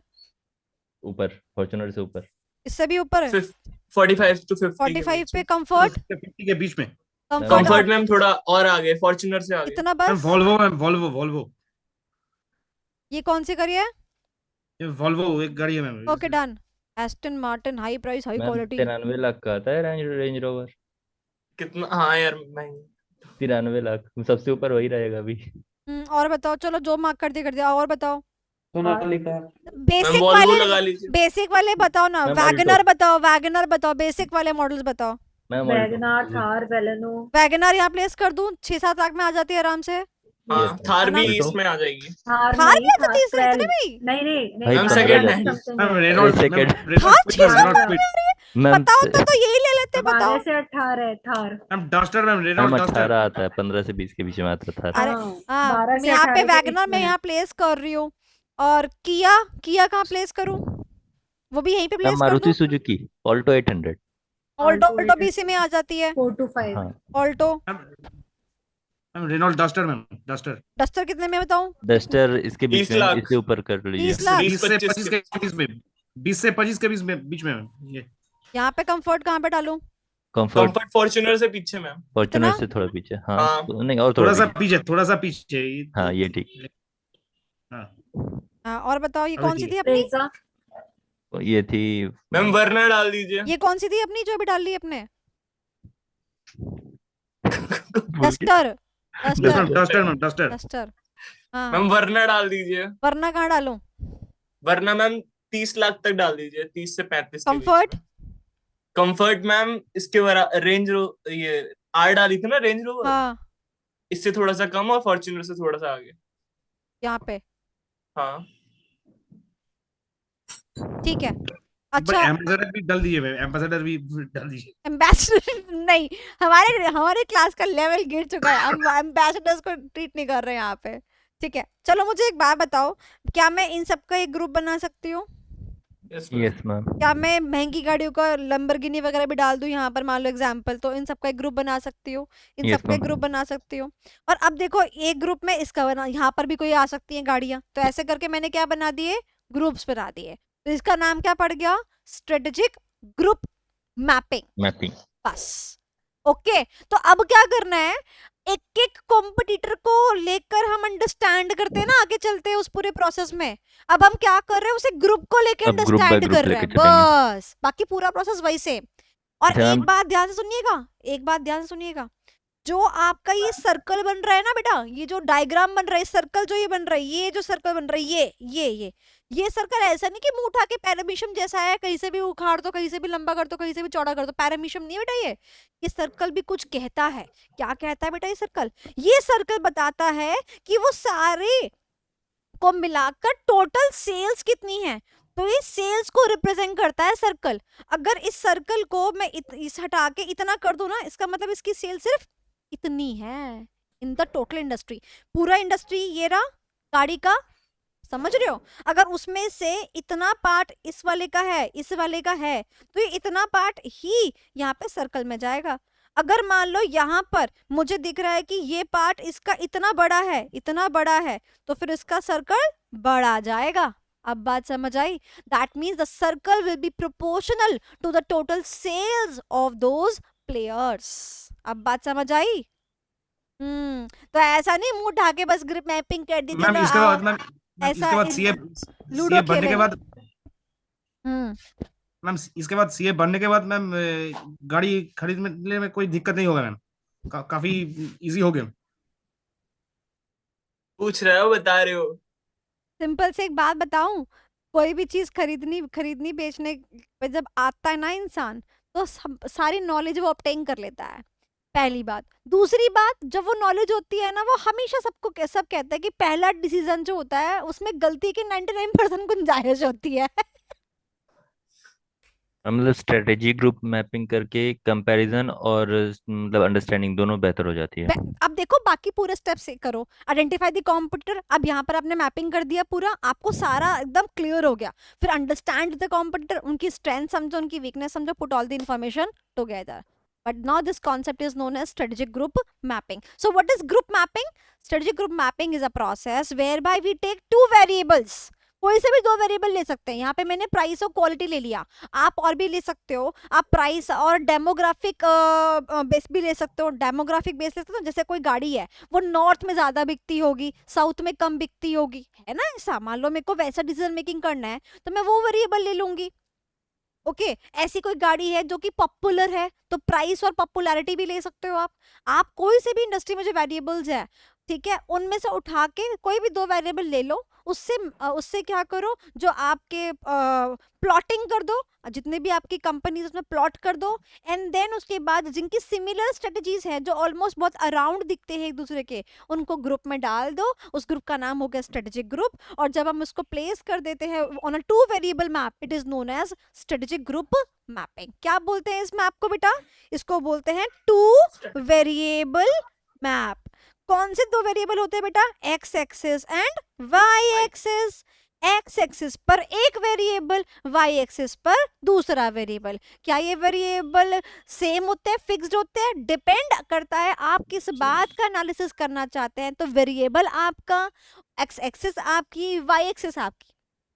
आपको मन करता है आप प्राइस एक्स एक्सिस पे ले जाओ और क्वालिटी यहाँ ले जाओ, वो भी आपका, कुछ फिक्स नहीं है, क्योंकि आपने तो स्टैटिस्टिक्स पढ़ रखा है ना। यू नो दैट कि रिजल्ट्स वैसे ही आराम से कैलकुलेट हो जाते हैं अकॉर्डिंगली ही। तो मैं पूछती हूँ, बताओ what is strategic group? Strategic group refers to the combination of all those players in the industry which have similar strategies. Strategy. What do you mean by Strategy. strategic group mapping? Strategic group mapping refers to the plotting of the strategic group on a two variable map. Variables की map. Simple. Plotting the strategic group in a two variable map. क्या बोलेंगे इसको? Two variable map. The keyword is important. What is the keyword? Two variable map. The variable can be two out of the follows. It can be the price, the features, the quality, demographic area, popularity, even आप उसकी variety कितनी है, variety range के ऊपर भी बना सकते हो, आप जिस मर्जी के ऊपर बना सकते हो। वेरिएंट्स आपके हो। लिख दोगे कि नहीं लिख दोगे answer? Easy simple. Anyone have doubts in their minds? Kajal अब समझ में आया? काजल को घर वाले ने बाहर निकाल दिया, कहते बाहर जाके पढ़ो, गाड़ी की बात कर रही है लड़की, पता नहीं। मैम इसका क्वेश्चन अगर आता है तो मैम जैसे ये डायग्राम बना के आना है? बता रही हूँ, दिखा रही हूँ, सब करवाती हूँ। देखो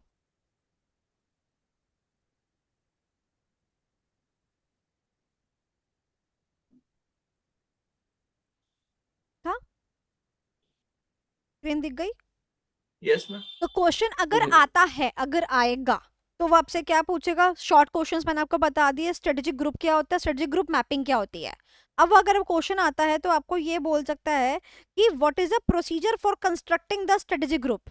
ओके, प्रोसीजर पूछ सकता है। प्रोसीजर यानी स्टेप्स। तो 4 स्टेप है, स्टेप 1 2 3 एंड 4, 4 स्टेप्स हैं, ठीक है।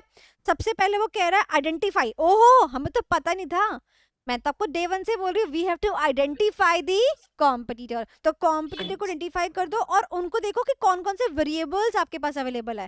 देखो प्राइस, क्वालिटी, रेंज हो सकता है, डेमोग्राफिक कवरेज हो सकता है, डिग्री ऑफ वर्टिकल इंटीग्रेशन हो सकता है, प्रोडक्ट लाइन ब्रेथ यानी कि वैरायटी कितनी है उनकी वो हो सकता है, डिग्री ऑफ सर्विस ऑफर, उनकी सर्विस कैसी है, समझ रहे हो, उस पर बेस हो सकता है। तो ये सब क्या है? हमारे वेरिएंट्स है, यानी कि वो वेरिएबल्स हैं जो हम एक्स एक्सिस और वाई एक्सिस पर रख सकते हैं।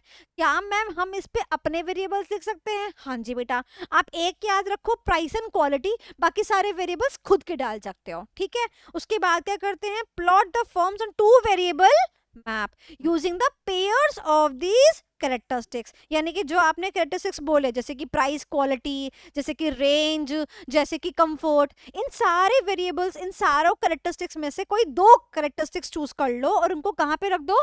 टू वेरिएबल मैप के ऊपर। कहाँ पे रखना है? टू वेरिएबल मैप के अंदर रखना है। फिर जिनकी सेम स्ट्रेटजीज है उसको सेम ग्रुप में डाल दो and draw the circles around each group, making the circles proportional to the size of total industry sales revenue। यानी कि उसका जो सर्कल होगा वो किसके प्रोपोर्शन होगा? टोटल इंडस्ट्री में, उस इंडस्ट्री में उसकी कितनी सेल्स है, इज दैट क्लियर? अगर उसका इंडस्ट्री में 25% का शेयर है तो उसका सर्कल उतना ही बड़ा अकॉर्डिंगली बनेगा। अब देखो इसने भी यहाँ पर ये चीज ऐसे दे दी है, आप इस लाइन को भूल जाओ, इसको भूल जाओ, इस लाइन को भूल जाओ, सिर्फ इसने को ध्यान रखो। ये देखो ये रहा एक्स, ये सॉरी ये रहा वाई और ये रहा एक्स। इसने क्या लिया? रेंज ऑफ प्रोडक्ट्स, और इसने ली है रेपुटेशन। मैंने कहा था ना आपसे कोई सा भी आप वेरिएबल ले सकते हो। अगर इसने यहाँ पे वाई पे रेपुटेशन लिया प्रत्युष, तो रेपुटेशन वाला जो पॉइंट है ऊपर तो नहीं दिया कैरेक्टरिस्टिक्स के अंदर, नहीं दिया ना। इसका मतलब कैरेक्टरिस्टिक्स तो आपके ऊपर डिपेंड करते हैं कि आप कौन से उठाना चाहते हैं। That means they are not fixed. अब देखो सर्कल दिख रहे हैं आपको सारे के सारे, ये छोटा सर्कल है, ये उससे बड़ा, ये उससे बड़ा, ये उससे बड़ा, ये उससे बड़ा, यानी कि PQR कैसा ग्रुप है? जिसकी सिमिलर स्ट्रेटजी है और ये पूरी इंडस्ट्री का सबसे ज्यादा पोर्शन जो है होल्ड करता है इन टर्म्स ऑफ सेल्स, क्योंकि सर्कल क्या है? PQR लीडर हो गया। हाँ PQR, ये ग्रुप का नाम दे दिया ना हमने, ग्रुप की नेमिंग कर दी। हाँ। ABC ग्रुप है, DF, तो PQR इज दैट ग्रुप जो कि हमारे लिए ऐसा ग्रुप है जो सबसे ज्यादा हावी करता है हमारे ऊपर, सबसे ज्यादा, क्योंकि हम एक एक करके कॉम्पिटिटर को आइडेंटिफाई नहीं कर सकते, हम यहाँ पे ग्रुप बना के चल रहे हैं। So that is this group जो कि हमें सबसे ज्यादा क्या कर रहा है? इन्फ्लुएंस कर रहा है, हमारे को इम्पैक्ट डाल रहा है। तो मुझे इस ग्रुप से बात करनी पड़ेगी, इस ग्रुप को साथ में लेके चलना पड़ेगा। मैम जो ये सर्कल बना है PQR पे, ये पूरे ग्रुप की सेल्स को रिप्रेजेंट पूरे करता है। ग्रुप को सेल्स को रिप्रेजेंट करता है डेफिनेटली। अगर इस ग्रुप में लेट सपोज 3 कंपनी है P, Q एंड R, तो P की सेल्स प्लस Q की सेल्स प्लस R की सेल्स। यहाँ पे अगर 3 लोग हैं, G plus H plus I, तीनों की सेल्स, सबकी सेल्स मिला के, जितने कंपनीज उस ग्रुप के अंदर है सबकी सेल्स मिला के, फिर हम देखेंगे कि टोटल इंडस्ट्री की सेल्स कितनी है, फिर उसमें से PQR का हिस्सा कितना है। लेट सपोज प्रत्युष P की सेल्स है 10 करोड़, Q की सेल्स है 12 करोड़ एंड R की सेल्स है 14 करोड़। टोटल कितना हो गया बेटा प्रत्युष, बताओ मेरे को? 36। टोटल इंडस्ट्री की सेल्स है बेटा 100 करोड़, तो बताओ कितना परसेंटेज आ गया इनका? 36% आ गया। तो ये 36% शो करता है, this is the 36%। Is that clear? बात समझ में आ गई? मैम क्या question- एग्जाम में हमारे को न्यूमेरिकल सॉल्व करने के लिए आएंगे? नहीं आएंगे, पहली बात। दूसरी बात, ये क्वेश्चन पिछले अटेम्प्ट में आ चुका है, एक बारी मैं और वेरीफाई कर लेती हूँ। अब ये क्वेश्चन प्लॉटिंग का नहीं आएगा। MCQ में पूछा जा सकता है या फिर डिस्क्रिप्टिव में ये पूछा जा सकता है कि ग्रुप मैपिंग क्या होती है या ग्रुप क्या होता है। एक सेकंड दे दो बस, मैं अभी चेक करके देख लेती हूँ, मेरे को एग्जैक्ट याद नहीं है, हालांकि मैंने देखा था, मुझे याद है। कोई डाउट है मैंने क्लास इसमें तो बताओ। क्लास कब तक चलेगी? सिर्फ 10 मिनट्स और। शाश्वत का डाउट है। यस हाँ मैम। हाँ यस बोलिए। मैम बोल रहा हूँ कि मैम ये जो 36% हमने जो लिखा आउट ऑफ 100%, ये मार्केट शेयर भी मतलब कि मार्केट कैप का जितना भी क्या बोलते हैं उसको, टोटल मार्केट मार्केट शेयर का जितना हाँ, शेयर जी, की जी। सेल्स ये लोग करते हैं वो रिप्रेजेंट करता है। ये 36% मार्केट शेयर ना, मार्केट कैपिटलाइजेशन जितना भी है, ये सब ये भी बोल सकते हैं मैम। कैपिटल अलग है भाई। देखो मैं बोलती हूँ, आप जब स्ट्रेटेजिक मैनेजमेंट पढ़ रहे हो ना, तो वहां पर जैसे कहते हैं ना कि कंज्यूमर कस्टमर का फर्क नहीं पड़ता, बस वो वाली बात है। But yes, in terms of financial management यहाँ पर डिफरेंस आता है। ओके तो अगर मार्केट शेयर वर्ड बोला है तो we will be going with the market share, अगर नहीं आपको याद रहता देन। Okay ma'am.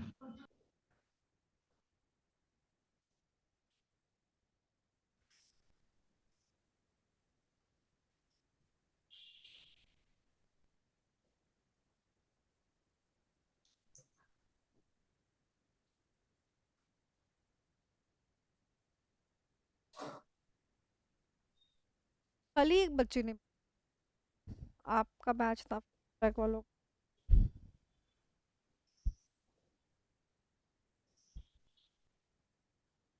ये क्वेश्चन आया है पिछला टाइम में या पिछले से पिछले टाइम में आया है, अब रिपीट नहीं होगा। चलो कोई बात नहीं, मैं देख लूंगी। Any points to be considered in your mind? कोई पॉइंटर है?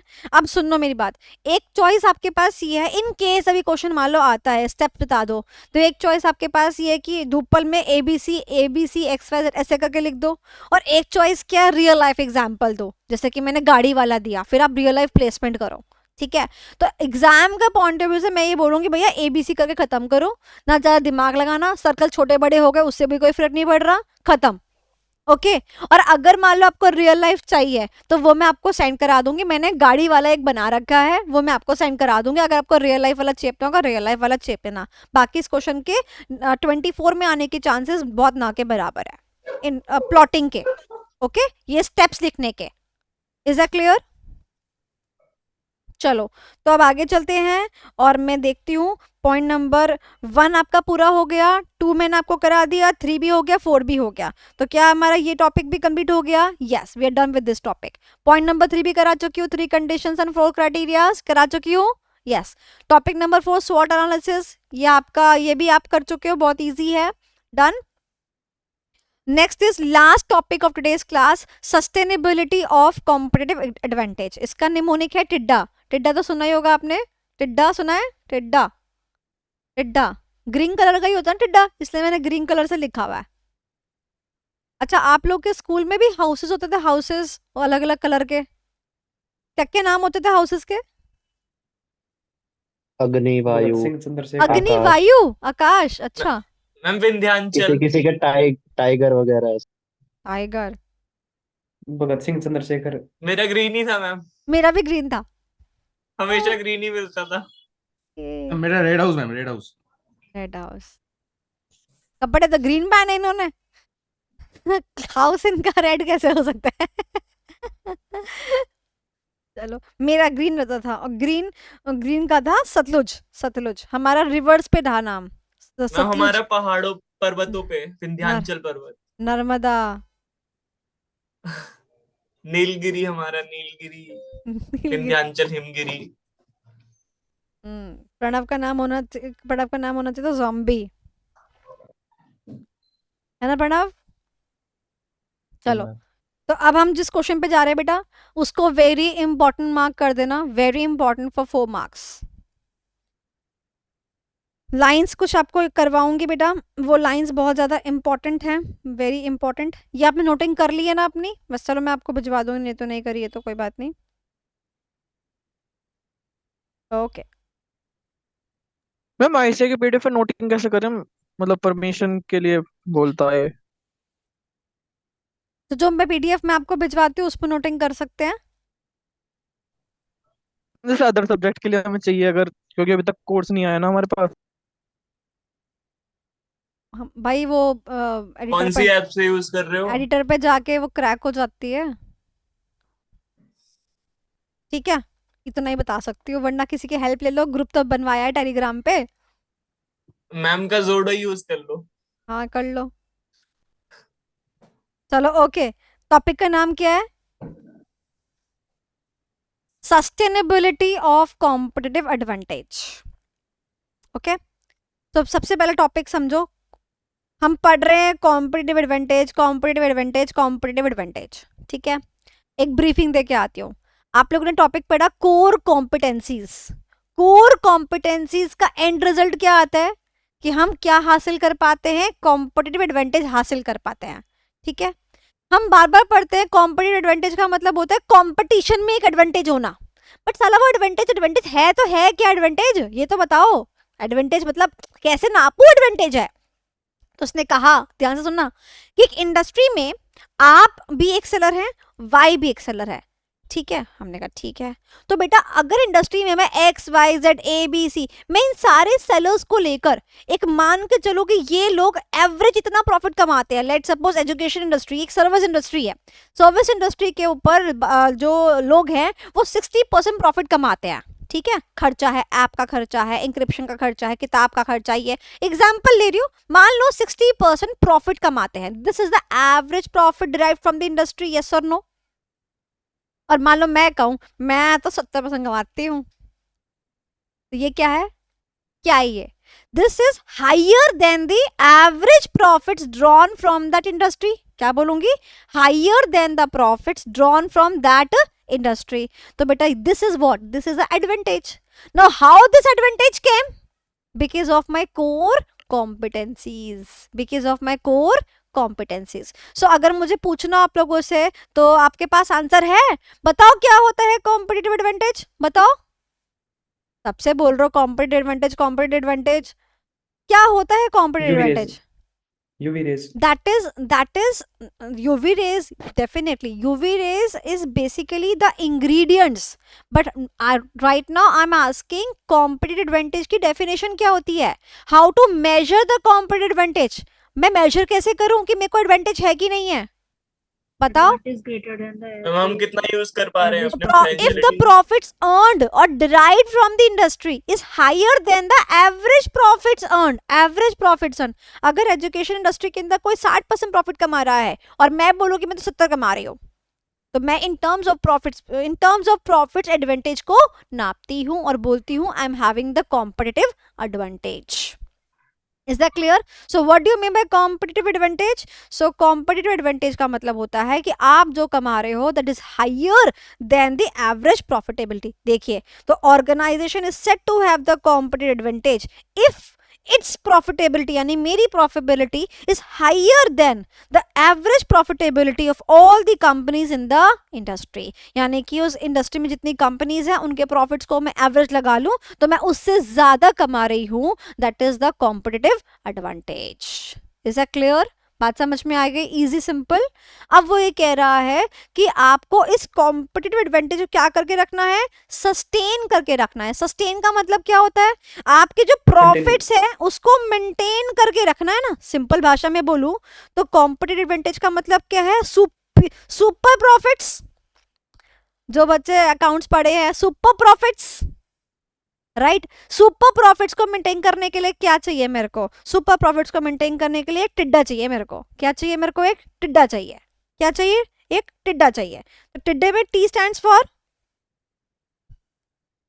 Transferability, T stands for transferability, I stands for imitability, D stands for durability and A stands for appropriatability. अब ध्यान से सुनना मेरी बात। देखो, मुझे ये बताओ कि सबसे पहले बात करते हैं टिड्डा में टी की। टिड्डे में टी का मतलब क्या है? ट्रांसफरेबिलिटी। ट्रांसफरेबिलिटी का मतलब क्या है कि क्या जो हमारे पास है वो ट्रांसफर होने योग्य है या होने योग्य नहीं है। खुद मुझे बताना, मैं हटा रही हूं उसको। सच्ची बताना कि आपके पास कोई कॉम्पिटेंस है, आपके पास कोई चीज है जिससे आप प्रॉफिट्स कमा रहे हो, वो चीज ट्रांसफरेबल होगी तो ज्यादा अच्छे प्रॉफिट्स होंगे, ट्रांसफरेबल नहीं होगी तो ज्यादा अच्छे प्रॉफिट्स होंगे। ट्रांसफरेबल नहीं होगी तब होंगे। अगर मेरे पास पढ़ाने की टेक्निक है जिससे मैं ज्यादा प्रॉफिट कमा पा रही हूँ, अगर वो टेक्निक ट्रांसफरेबल है तो मेरे प्रॉफिट्स कम होंगे कि ज्यादा होंगे? कम कम हो जाएंगे मैम। कम हो जाएंगे ना। काजल कैसे? आपके पास आपकी मम्मी है, that is your core competency, ठीक है? और मम्मी जो है सबके पास जाके उतने सुंदर अच्छा खाना बनाए, काजल की तरह सबको प्यार करे, तो फिर जब कोई चीज सबके पास पहुंच ही गई तो उस चीज की वैल्यू क्या हो? खत्म हो जाती है ना। तो ट्रांसफरेबिलिटी क्या होनी चाहिए? कम से कम होनी चाहिए। क्या होनी चाहिए? कम से कम होनी चाहिए। आपने देखा होगा कि लोग जो है पेटेंट्स ले लेते हैं, कॉपीराइट्स ले लेते हैं। क्यों ले लेते हैं? ताकि चीजें ट्रांसफर ना हो ना। अब अगर मैंने इतना काम करके, इतना R&D करके कुछ बनाया है, एकदम 1 मिनट में वो कोई बंदा ट्रांसफर कर ले, कोई बात है भला? मैं उस पर क्या रोक लगा रही हूँ? ये रोक अल्टीमेटली किस पे लग रही है? ये रोक लग रही है कि हाँ, मैं अगर अच्छा प्रॉफिट अर्न करती हूँ बिकॉज ऑफ दैट फैक्टर, तो I want to have that factor remain in the future. तो बताओ ट्रांसफरेबिलिटी क्या होनी चाहिए? कम से कम होनी चाहिए। बात समझ आई? टिड्डा में टी कम होना चाहिए। अब आगे चले, नेक्स्ट इज इमिटेबिलिटी। इमिटेबिलिटी का मतलब क्या होता है? हम नकल करना। हाँ, फ्लो। अगर जो मेरा प्रोडक्ट है अगर वो इमिटेबल है तो ज्यादा प्रॉफिट, इमिटेबल नहीं है तो ज्यादा प्रॉफिट। मैम नहीं है तो ज्यादा मैम profit। नहीं है इमिटेबल तो नहीं है, इमिटेबल होने योग्य नहीं है तो ज्यादा प्रॉफिट। यानी कि इमिटेबिलिटी भी क्या होनी चाहिए? कम से कम होनी चाहिए। वो प्रोडक्ट कम से कम कॉपी किया जाना चाहिए। अगर वो कम से कम कॉपी किया जाएगा तो मैं अपने सस्टेनेबिलिटी रख सकती हूँ, अपने सुपीरियर प्रॉफिट्स मेंटेन करके रख सकती हूँ। डन। थर्ड फैक्टर पढ़े, नेक्स्ट इज एप्रोप्रिएटेबिलिटी। एप्रोप्रिएटेबिलिटी का मतलब क्या होता है, समझना इस बात को। आपके अब स्टूडेंट्स हो, आपको आपके हिसाब से समझाती हो। स्ट्रेटेजिक मैनेजमेंट का एक सिलेबस था नवंबर 23 का, एक सिलेबस है मई 24 का, ठीक है। मैं एक प्रोडक्ट बनाती आई हूँ, एग्जाम्पल हैंडमेड नोट्स है मेरा प्रोडक्ट, मैंने बनाया होगा तो वो एक होगा ओल्ड वाला जो नवंबर 23 वाले स्टूडेंट्स के लिए है, राइट। और एक क्योंकि मई 24 में नया सिलेबस है तो एक बना होगा किसके लिए, मई 24 वालों के लिए, ठीक है। आप मुझे बताओ, अगर मैं मई 24 वालों के लिए नया प्रोडक्ट ना बनाऊं, ओल्ड वाला प्रोडक्ट जो है वो बेचती रहूं, तो क्या मुझे सुपर प्रॉफिट्स होंगे? No ma'am. शायद कोई ऐसा होगा गिना चुना जिसको फर्क नहीं पड़ रहा, जिसको एक नॉलेज नहीं है, शायद वो खरीद ले, बस यही होगा। क्या वो जो मेरे को प्रॉफिट्स आ रहे थे higher than the average profits, वो आ पाएंगे? No ma'am. नहीं आ पाएंगे ना। यानी एप्रोप्रिएटेबिलिटी की ज्यादा होनी चाहिए, कम होनी चाहिए? एप्रोप्रिएटेबिलिटी ज्यादा होनी चाहिए। जितनी ज्यादा एप्रोप्रिएबिलिटी होगी उतना ज्यादा आपका सुपीरियर प्रॉफिट मेंटेन रहेगा। तो आप हमेशा एप्रोप्रिएट रखो। मान लो मैं क्लासेस की बात करूं, एक क्लासेस है 2022 की रिकॉर्डेड क्लासेस है, 2024 चल रहा है, बताओ वो क्लासेस जो है उनसे कितना प्रॉफिट आ सकता है? वो एप्रोप्रिएट है मई 24 के लिए? नहीं। मैं उनसे सुपीरियर प्रॉफिट कमा सकती हूँ? सुपीरियर तो छोड़ो, मैं एवरेज भी नहीं कमा सकती। क्यों? क्योंकि वो प्रोडक्ट एप्रोप्रिएट नहीं है। तो बताओ एप्रोप्रिएबिलिटी ज्यादा होनी चाहिए, कम होनी चाहिए? ज्यादा। ज्यादा होनी चाहिए। तो मैं दोबारा पूछ रही हूँ 3 पॉइंट्स को लेके, बताओ ट्रांसफरेबिलिटी ज्यादा होनी चाहिए, कम होनी चाहिए? लीस्ट कम मिनिमम। कम होनी चाहिए। कम होनी चाहिए, इमिटेबिलिटी बताओ? लेस। कम होनी चाहिए। कम होनी चाहिए। और तो और लास्ट पॉइंट एप्रोप्रिएटेबिलिटी बताओ? Very high. ज्यादा ज्यादा होनी चाहिए, है ना। अप्रोबेबिलिटी तो ज्यादा से ज्यादा अच्छी रहती है। हाँ, एक मैम ने बैच बनाया है बिल्कुल नवंबर वालों के लिए ही है, ये बैच मई वालों के लिए ही है, समझ रहे हो? उतना ज्यादा आप प्रॉफिट्स अर्न कर सकते हो। अब लास्ट पॉइंट पढ़ते बेटा। Last point is durability. Durability आपने आज पढ़ा कल दिमाग से गायब हो जाए, ऐसी क्लासेस को करके फायदा, या फिर ऐसी क्लासेस की आपने आज पढ़ा एग्जाम में बैठ के रिकॉल आराम से कर पा रहे हो, ऐसी क्लासेस का फायदा? मैम ऐसी क्लासेस जितनी ड्यूरेबिलिटी आपके ब्लड की होनी चाहिए, कस्टमर को उतनी मिलनी चाहिए ना, राइट। तो ड्यूरेबिलिटी भी ज्यादा से ज्यादा हो वो अच्छा, समझ आया? ड्यूरेबिलिटी भी ज्यादा से ज्यादा हो वो अच्छा। तो बताओ आउट ऑफ 4 फैक्टर्स कम से कम क्या होने चाहिए? दो इमिटेबिलिटी minimum और और दो इमिटेबिलिटी एंड ट्रांसफरेबिलिटी। ज्यादा से ज्यादा क्या होने चाहिए? एप्रोप्रिएबिलिटी और ड्यूरेबिलिटी। ड्यूरेबिलिटी का मतलब क्या है? ड्यूरेबिलिटी का मतलब है जो Dou- उसकी ड्यूरेशन है एटलीस्ट वहां तक तो टिके। मान लो आप एक किलो आम खरीद के लेके आए, सेलर ने बोला कि भाई 3 दिन तक टिक जाएंगे, तो 3 दिन तक टिकने चाहिए ना। एक बार की बात है, मिठाई लेके आए बच्चे, रिजल्ट आया था, हीरा स्वीट्स करके एक बहुत बड़ी जगह है, उससे लेके आए बच्चे, ठीक है। उसने बोला कि जो मिठाई है ये आपको 3 डेज तक चल जाएगी, इसका कंजम्पशन। जैसे मिठाई का डब्बा सबके सामने ओपन किया, it was smelling really bad, really bad. तो ड्यूरेशन क्या थी उसकी? 0। क्या वो प्रोडक्ट सही है? क्या वो अब मेरे को, क्या अब मैं उससे खरीदूंगी, बल्कि दूसरों को मना करूंगी भैया हीरा स्वीट से मत खरीदना मिठाइयाँ, उसकी तो 1 डे की ड्यूरेबिलिटी भी नहीं होती। वो कर लेगा वो सुपीरियर प्रॉफिट्स अर्न? नहीं हाँ। करेगा। तो बताओ टिड्डा में से T stands for transferability. Transferability कम से कम या ज्यादा से ज्यादा? कम से कम। कम से कम कम। से कम। I stands for imitability. Imitability. I stands for imitability. Imitability कम से कम या कम ज्यादा से से कम। ज्यादा? कम से कम। कम Very से good. कम। डी से ड्यूरेबिलिटी। ड्यूरेबिलिटी ज्यादा से ज्यादा। ज्यादा से ज्यादा। ज्यादा एंड से ए ज्यादा। से एप्रोप्रिएबिलिटी एप्रोप्रिएबिलिटी। एप्रोप्रिएट। ज्यादा से ज्यादा से ज्यादा। ज्यादा। अब बात समझ आई? तो टिड्डा में टी और आई जो फैक्टर है वो कम वाले हैं कि ज्यादा वाले हैं? कम वाले। और डा डी ए वाले ज्यादा। ज्यादा वाले हैं। याद रहेगा, इजी है, सिंपल है, बोलो यस और हाँ। नो।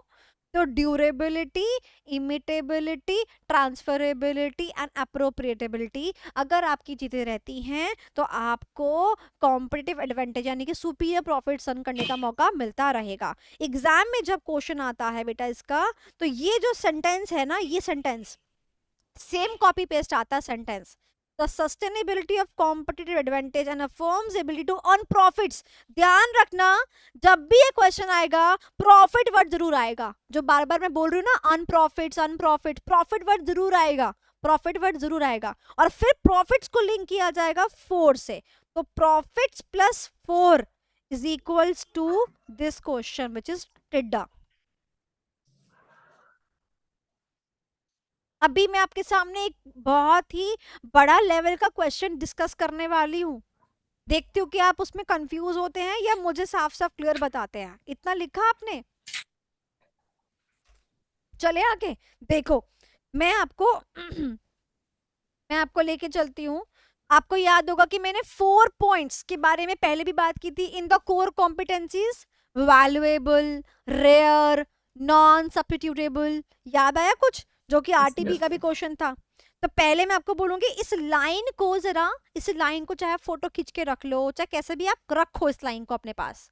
और जो मैंने इसमें से 2 पॉइंट मेक आउट करे हैं, प्रॉफिट्स एंड 4, इनको अपने दिमाग में रिटेन करके रखो, ठीक है?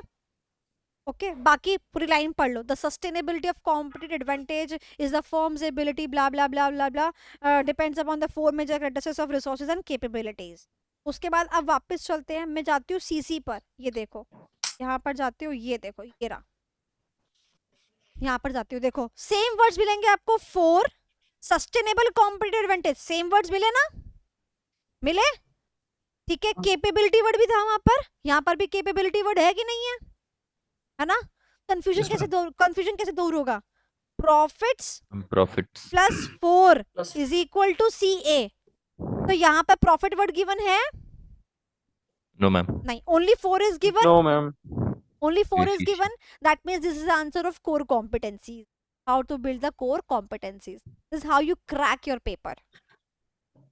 दुनिया जहां में आप कहीं चले जाना, आधे से ज्यादा बच्चा स्ट्रेटेजिक मैनेजमेंट अच्छे अच्छे फैकल्टी से पढ़ने के बाद में क्वेश्चन पूछता है कि 4 क्राइटेरिया जब लिखने को आते हैं तो मैं ये वाले पॉइंट लिखूं कि टिड्डा वाले पॉइंट लिखूं, और आप एक झटके में बता सकते हो।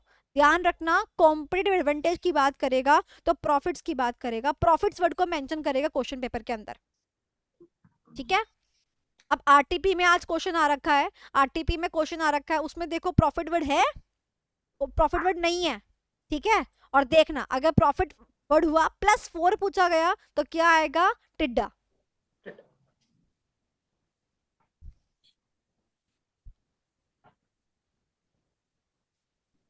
और प्रॉफिट नहीं है तो ये चारों लिखना है। बस प्रॉफिट वर्ड नहीं है तो ये लिख के आ जाओ, खत्म। क्योंकि वर्डिंग सेम होगी ना। देखो, सस्टेनेबल कॉम्पिटिटिव एडवांटेज, समझ रहे हो? यहाँ पे भी ये वर्डिंग आ गई। उसके बाद अब इधर में जाती हूँ अगर, तो ये देखो यहाँ पर वर्डिंग सेम आ गई। आप कैसे डिटरमाइन करोगे मैम नहीं है एग्जाम में? प्रॉफिट। कैसे डिटरमाइन करोगे? देखो यहाँ पर भी ये आ रहा है ना, सस्टेनेबिलिटी ऑफ कॉम्पिटिटिव एडवांटेज लिखा है ना, तो डिटरमाइन करने का कोई तो तरीका होना चाहिए ना, कोई तो ऑप्शन होना चाहिए। हाँ जी, किसने बोला कि नहीं है प्रॉफिट्स? तो अगर प्रॉफिट्स हम नहीं है तो कन्नू के भैया। कन्नू के भैया ने बताया, ठीक है। तो कन्नू के भैया ये बताओ फिर टिड्डा लगेगा कि नहीं लगेगा?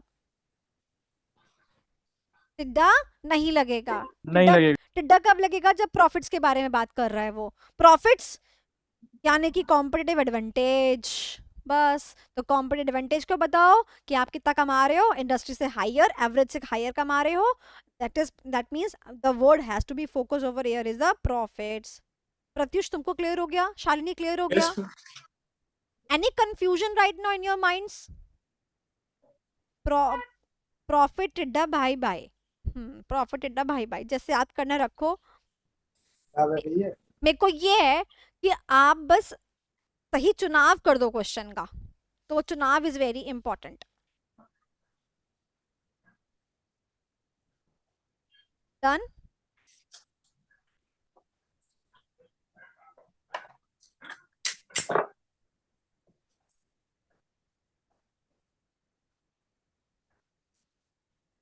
Any other doubts in this chapter? So with this we are done with the chapter.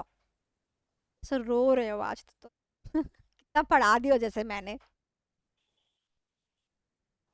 Okay, so that's it for today's class. I am winding up the class. I know you are not in a mood to have anything else, but I just want to say कि आप लोग please इसके question answers एक बार गो through कर लेना. We will discuss the question answers after tomorrow's MCQ session.